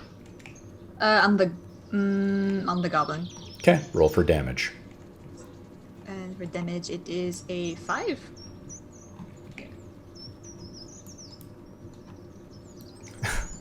The goblin dies, obliterated by a shotgun blast. The whole forest erupts when the shotgun blast goes, so anyone who knows you're there would know it. You guys just give away your position now. Where's the goblin that you fired at? Can you mark him off? Oh, this guy. Oops. This guy right here? Okay. Yeah. I'm going to delete him. All right, next in turn. Who's up next? Me. Mist, what do you want to do? I'm gonna turn to the dude behind me. Oh, they're there. Okay, I see you. I know I should have added a little highlight to your character, and I'd messed up. This guy right behind you? Sure. He's coming right out of the trees, and he notices you. I'm going to shoot guiding bolts at him. Roll to hit or whatever, or do I have to make a save? No, it's a roll to hit. Roll to hit. That's just a d20, right? Yep. Roll a d20. 20. Nat 20. You get critical. Roll again for a super critical, a part of our house rules. Just obliterate this goblin. I just want to see if you roll it. For brevity's sake, the goblin. So what does guiding bolt do? This bolt comes out. Do you want to? How do you kill the goblin? It just like pierces through his head and he just falls backwards with The one behind is freaked out. The goblins are starting to lose their will to fight as they see this your guiding bolt hit them. They're way in over their heads now. They're like, they look at the ogre. The trap didn't work. Who's up next? I am. Esmeralda. Yes, I will charge in from underneath my cover. Move your character. Around. Okay. We can pull him out. Yep, you're in range. Here. Yep, you can get in range. To attack with my rapier on the ogre. Roll for hit. Now, you're out in the open now. You're no longer hidden. You still hit. How do you want to kill the ogre? I will slash it straight across at its head. He tries to swing at you as you come in and... Thank you. I didn't want to be meat today. Who's up next? It is Noni. In the wolf form, of course, Marcus didn't do the coordinated attack he thought he would, but the ogre collapses in a thunderous crash on the earth. Your paws sense it and shake a little bit. What do you want to do? So as a heads up, I don't think my fog of war is updating as the... Yeah, let me try to toggle that and change that. Reveal fog of war, and I'm just going to give you the black one for now so everybody can see it as you guys are starting to dominate the battlefield. Move your guy if you need to kind of update it. I'll just move him a little bit so you see him. Where do you want to go? Okay, do you so see the goblins? Closest goblin, is it just those two? Yeah, it's those in the back. They look at you, they're kind of paranoid a little bit. You can use Q and E to rotate your model. Q and D. Q and E, you got to drop your model first and then rotate him using Q and E. Oh. So you said 9 inches? I don't know what your movement for the guy is. 50 feet? So what's 5 divided times 6? What? How many inches? That'd be 45 feet that she just moved, if she moved 9 inches. So she can move. For brevity's sake, we'll move. You can move right to the goblin, especially since you held your action last turn. Then I just use Q and E to rotate it like that. Boom, you're facing the goblin. What do you want to do now, Noni? And I'm going to bite it. And I can do a little attack. You see that? I just did a little attack with it by hitting the 2 key. Pretty cool. Yeah, you bite into it. How do you want to kill the goblin? She basically bites down and then shakes her head like a chew toy. And eventually these goblins aren't built very strong. Mostly like snot, pus and all this. Who knows how they're bred or what they're made of. And you just shred it to pieces. Who's up next? Sinrose. Yeah. You cast the things and you see the ogre fall before you as you cast those 2 cantrips at it. What do you do now, Sinrose? Next, I'm gonna go with the little goblin behind us. Have him make 2 intelligence 14 intelligence saves. Okay. I'll just roll both of them at the same time. He fails. Fails. Oh wait, I already have this set up. Why am I doing that? This is psychic damage, right? Yes. Max damage. How do you kill the goblin? I want 2 little illusionary pixies to drift over towards him and just drive nails in his head. Because he kind of just dies of psychic damage. So he imagines these 2 pixies coming at him. Yeah. And his mind just shatters as these 2 pixies annihilate him in his own head. I guess the other people see it, but the psychic damage makes it real. Yes. The battle is over. What do you guys do? Okay. Search the bodies. Search the bodies. Yeah, that would be an idea. These guys were setting up an ambush, here. Let me just clear it. Almost got my head smashed in by a big fat ogre. I didn't know how much time we'd have, so the encounter was pretty okay, I think. Hope you guys had a little fun with that. This was just to help get you guys coordinated as a group, sort of, and just help you figure out what your abilities are, so you guys are kind of familiar with what's going on before we begin the real deal. It's a little introduction. But the goblins and stuff they set up, there's still residual packs of them. You guys didn't take any prisoners, but one thing you notice, Esmeralda, as you're searching the goblins and the ogre and stuff, is that their skin is starting to fade a little bit. They're not really servants of Bool. Meaning that they're still horribly scarred, but something has happened.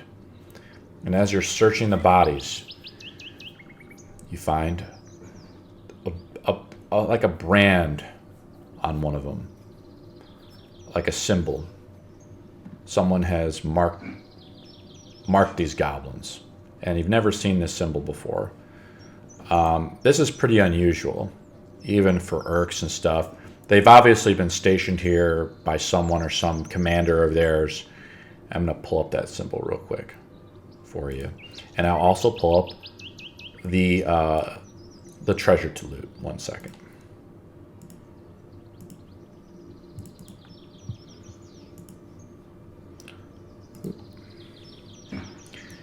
You guys find, you guys search around for a little bit. Esmeralda follows the tracks, tracking them in the forest to where they had maybe a little campsite or something.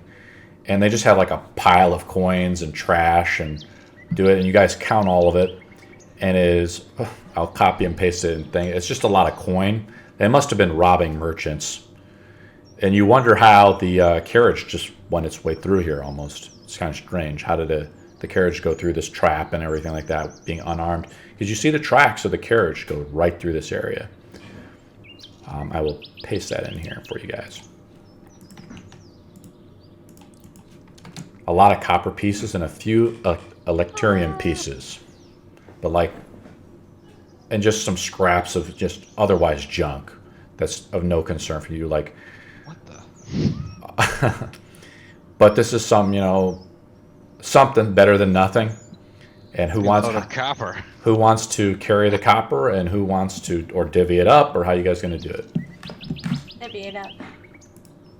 Give me it, Okay, I guess 7 or 6 ways. be my guest. Figure it out. Add it to the character sheet.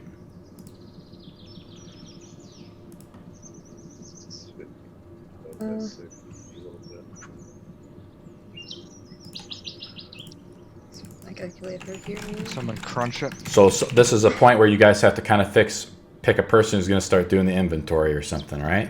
Who's the accountant? Looks like Moss Beam. 255 copper pieces a person. The 9 EP won't. Wait, no. Why did it give me that? It should be 255 copper to everybody. But the 9 EP won't break evenly. I linked the symbol in there.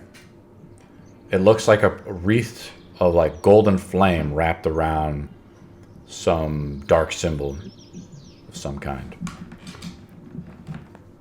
A strange symbol. No one's ever seen this. No one's ever heard of this. This is strange. Do we want to start a party fund is the question.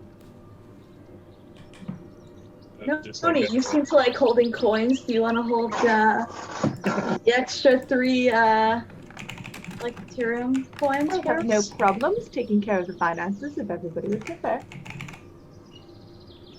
As long as I get my cut, I'm fine with. Yeah, That me means too. everyone would get 1 EP each, and then the 3 that won't be cut evenly will go into a party fund, and the next time anybody needs to buy something, we can talk about it. Sounds great. Works for me. So sorry, how much copper we all get? Sorry? 255. 255. 255, No, thank cut you. those 2 extra. I already went through all your character sheets and made sure we were playing with encumbrance. So 50 coins is a pound. Just to give you things that automatically calculate your encumbrance. That's all managed through D&D Beyond, but we do play with encumbrance. Okay, so good. So you guys can't start picking up wagons and shit or whatever. Start tearing around wagons. Throw it into your bag. Carrying quite a bit. 0.78 pounds more, and I think I may have some struggle. Did you see Marcus's young bodies? Now, Marcus, you're 18 years old, by the way. yeah?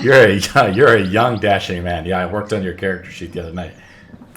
So I put in your parents. So he's a young lord, but he's strong and handsome, but not strong enough. What do you guys do? What do you do, Esmeralda? Right. And Noni, Mallory, what do you guys do? I think we're gonna start going towards the gate, not at the trap, but close to it where we don't fall into the trap. To I just will clearly let everyone know about the trap. Yeah, I think you said it earlier. Do you guys want to maybe chop down a tree and put a tree across the trap? I said we jump. Everybody gonna make an athletics check? How wide is it across, though? 10 feet across. 10 feet I'm across. voting for a tree, personally. Oh yeah, you're short. I can Sinros. One you. spank with Sinros. a little extra help. Sinros, don't you have a spell? Not one that's going to be able to get it. Most of my spells don't let you walk over them. What about the Oh, you made a disc? bridge. Let me just walk over this. You don't mean the disc that you have? Will you allow disc to be used like that? No, because it has to follow you, right? It's like following you around, just to carry loot. Technically, yes. Yeah, so you can't do it, unfortunately. Yeah, I'd be happy to. You It's can't just really use control it, yeah. Floating disc like that. So what are you guys going to do? How are you guys going to cross this obstacle? Is there any logs or anything like that at the goblin camp we found? Well, there's just logs and debris around the woods in general. You could, probably a few of you could lift it and throw it over. You I find, would use a floating Okay. disc to carry some logs. I will let you know my character's not very strong. She has an 8 in strength. Well, let's do Yeah, this. I mean, We learned that from the last you battle. find, Esmeralda, you find a nice oak that you're able to lay across that's sturdy enough. it just, the tree must have died not too long ago, maybe a few days ago. It'll work just fine. Did you get Marcus to help you take it across, or Noni? Yeah, I'll have whoever can help me. I'll just start dragging and be like, "Can I have some help over here?" Sure. Marcus, who's already like kind of encumbered, so as soon as you pick up this thing, you're encumbered. So you're slowly wobbling, this tree, and then you kind of lay it, and Esmeralda's like doing all the heavy lifting. You guys pull, lean it up, it falls over and kind of thunders. But with the blunderbuss going off not too long ago, anybody who knew you were here would have surely attacked by now. So you guys cross across, and you continue your journey.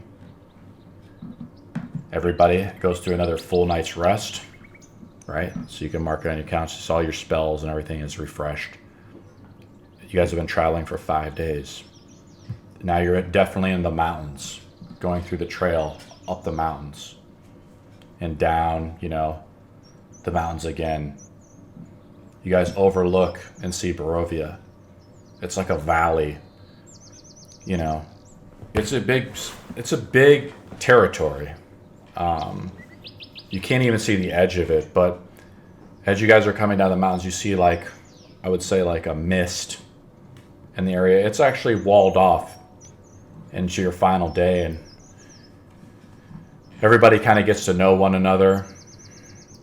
Thank God the farmers were freed, and they were able to give you enough rations to make your way, and you guys finally make your way to the gates of Barovia, where the trail of the tracks. Esmeralda's been pretty much leading you the whole way here, following the tracks of this carriage.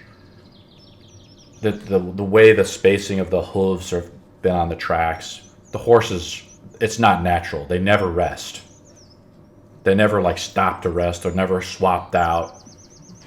Something evil. Right up Esmeralda's alleyway, right up in her wheelhouse. She knows. She's really happy she found this. What's up? It's snowing? Is it? No. Is it cold? But as you look up at the sky the night before, a comet streaks across the sky, a sign of the heroes and good luck and good fortune. I'm a hero. I'm going to show you now as you approach the gates of Barovia, as we slowly but surely push you guys forward in the story.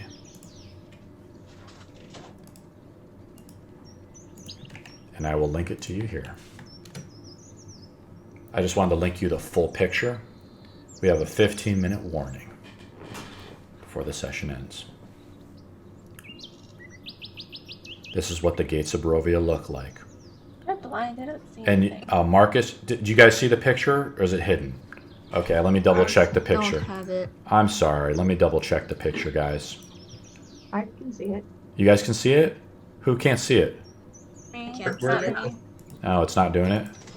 Let me You do haven't it. sent to everyone? Oh, I just sent it to Noni. I'm sorry.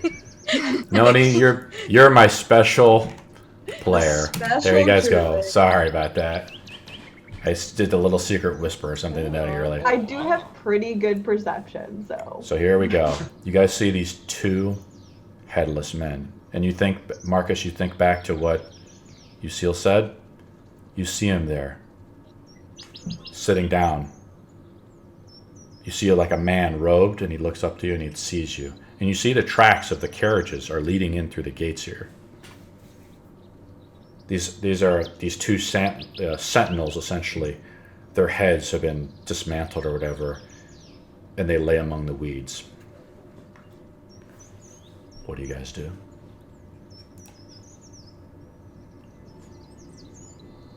Search the area for any traps. Now, I assume what we do to simplify things for searching for traps is if one person does it, it takes a while to do, right? It takes a couple, 30 seconds or 15 seconds per 5 square foot block. So if you look at the picture, it's pretty well open. This quote unquote search for traps, and I mean, Marcus's friend is sitting up there. So you think to yourself, this is probably not trapped. I mean, it's nice to be paranoid, but now you're taking a step too far.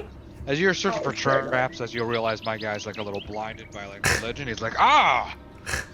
Marcus is walking up towards the gate. Clink, Clank. Esmeralda, the tracks lead right through the gate of the carriage. I shake my head, but start following Marcus as he charges. What is everybody else doing? Just Follow briefly trying to Marcus. catch up. Can I try and identify the statues? What do you mean? Like, do I know who these are? Are they mythical, common people, or is there any kind of symbols or names on them? Knowledge. Yeah. History. I will look at your thing. I'll roll a religion check, but because you don't have a history check. You roll very well for a religion check, but your insight reveals nothing. What is everybody else doing? There's just two headless statues. The gates, these two iron, like rusted gates, large, huge, eerily. They're open, like as far as like you can see through them, but they're closed. And you see who's concealed his identity looks up to you. He's a face of like a younger man, but you see the resemblance of him. He's hidden his angelic form, so you're not afraid of him. And he stands up. He says, he just looks at you, I guess. He just stands at you. He has something under his robes. He's brought whatever he said he would bring. He has it there. What do you do? I kneel and I say, I have come as you've commanded.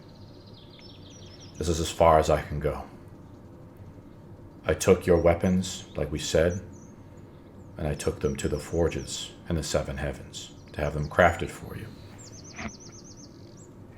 We used the silver from your sword, and we took the whip of anguish and turned it into a weapon of good.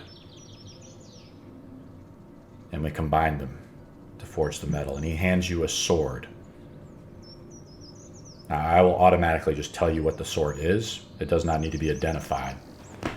The sword is silvered, just like your family sword was. It's a long sword, but he says, point it at someone, and they will speak the truth. He's like, this is as far as I can go. But you have much evil to solve in here. And Tyr will smile kindly. If you survive, we cannot see into the future beyond the gates here.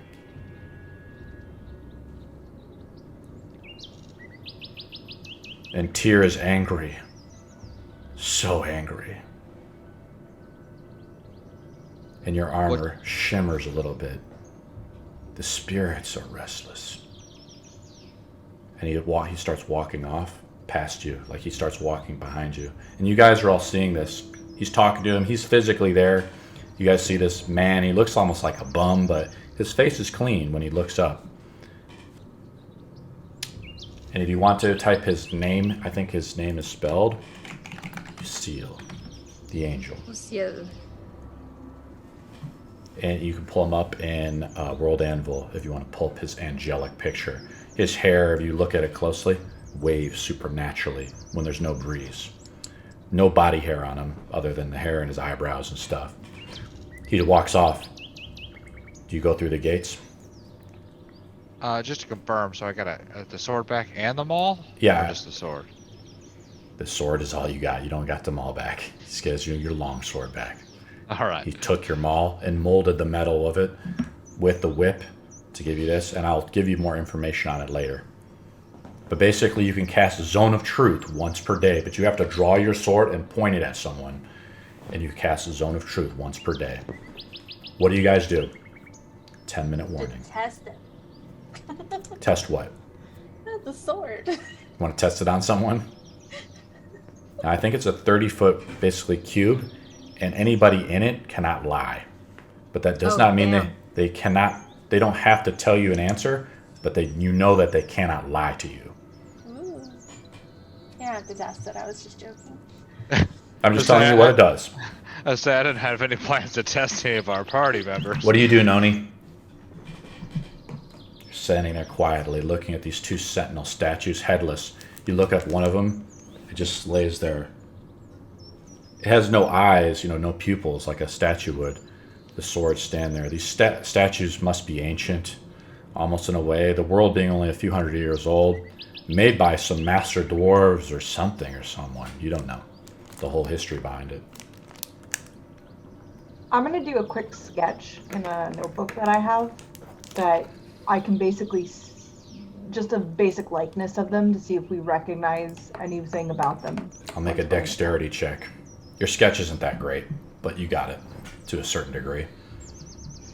Write down, you make a sketch, but it's not great. So someone might be confused. In the woods, you never spend a lot of time with the art, I guess. At least it's been a while since you've sketched something like this. What else is everybody else doing? I would hand the scimitar back to Nani. Okay, write it back to your character sheet if you need to. Oh, yes, thank you. Mallory, what are you doing? I mean, I guess we can maybe. There's really no one around except us. Not a soul. And Lucille walks off into the forest, and he looks back at you, Marcus, one last time. Just blankly. He doesn't blink at all. And he gives you a strange stare. You almost like he's... I want to say he's like almost like he's seeing a good friend go to his death, and he walks off. Kind of go to the team like, kids are weird.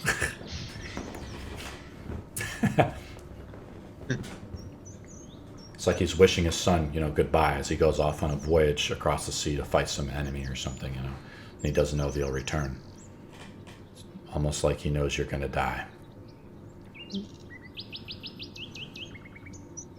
What are you doing, Sinros? Well, Sinros is just looking at the statues. Maybe he's doing little illusions of them to see if he can replicate it.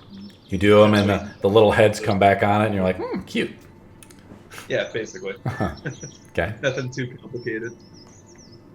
Roll a dexterity check, just so actually roll a performance check, right?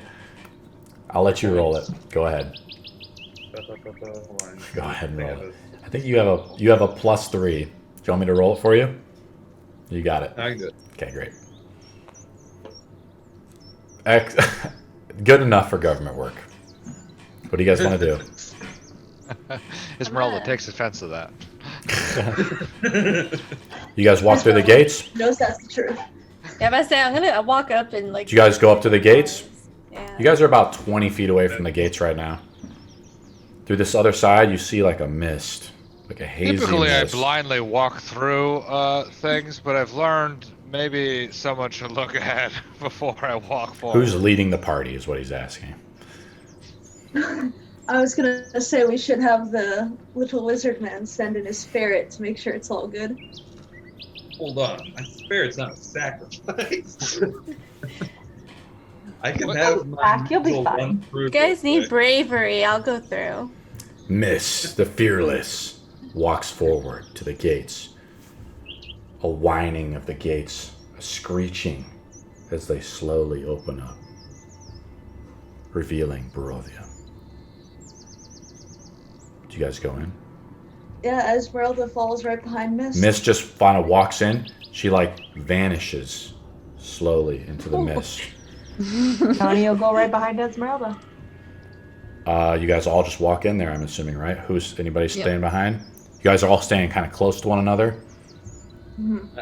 Cinders is definitely going to try and stay as close as he can to Marcus as he goes through. You guys are I walking will through. Skip up ahead and grab Esmeralda's hand and then hold it out behind me. The for fog is getting dense as you guys walk through. The haze, this mist is going through Mallory and Sinros. You hear the clocks in your bags. You must be only maybe 30, 40 feet through the mist now.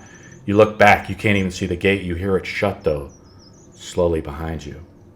Strange, as it was just like daylight out just a moment ago.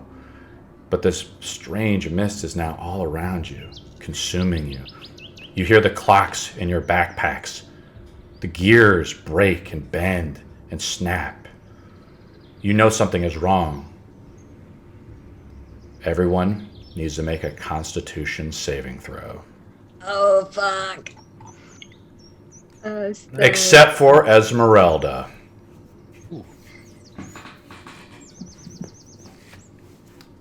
Okay. I'm trying to remember everything I can, guys.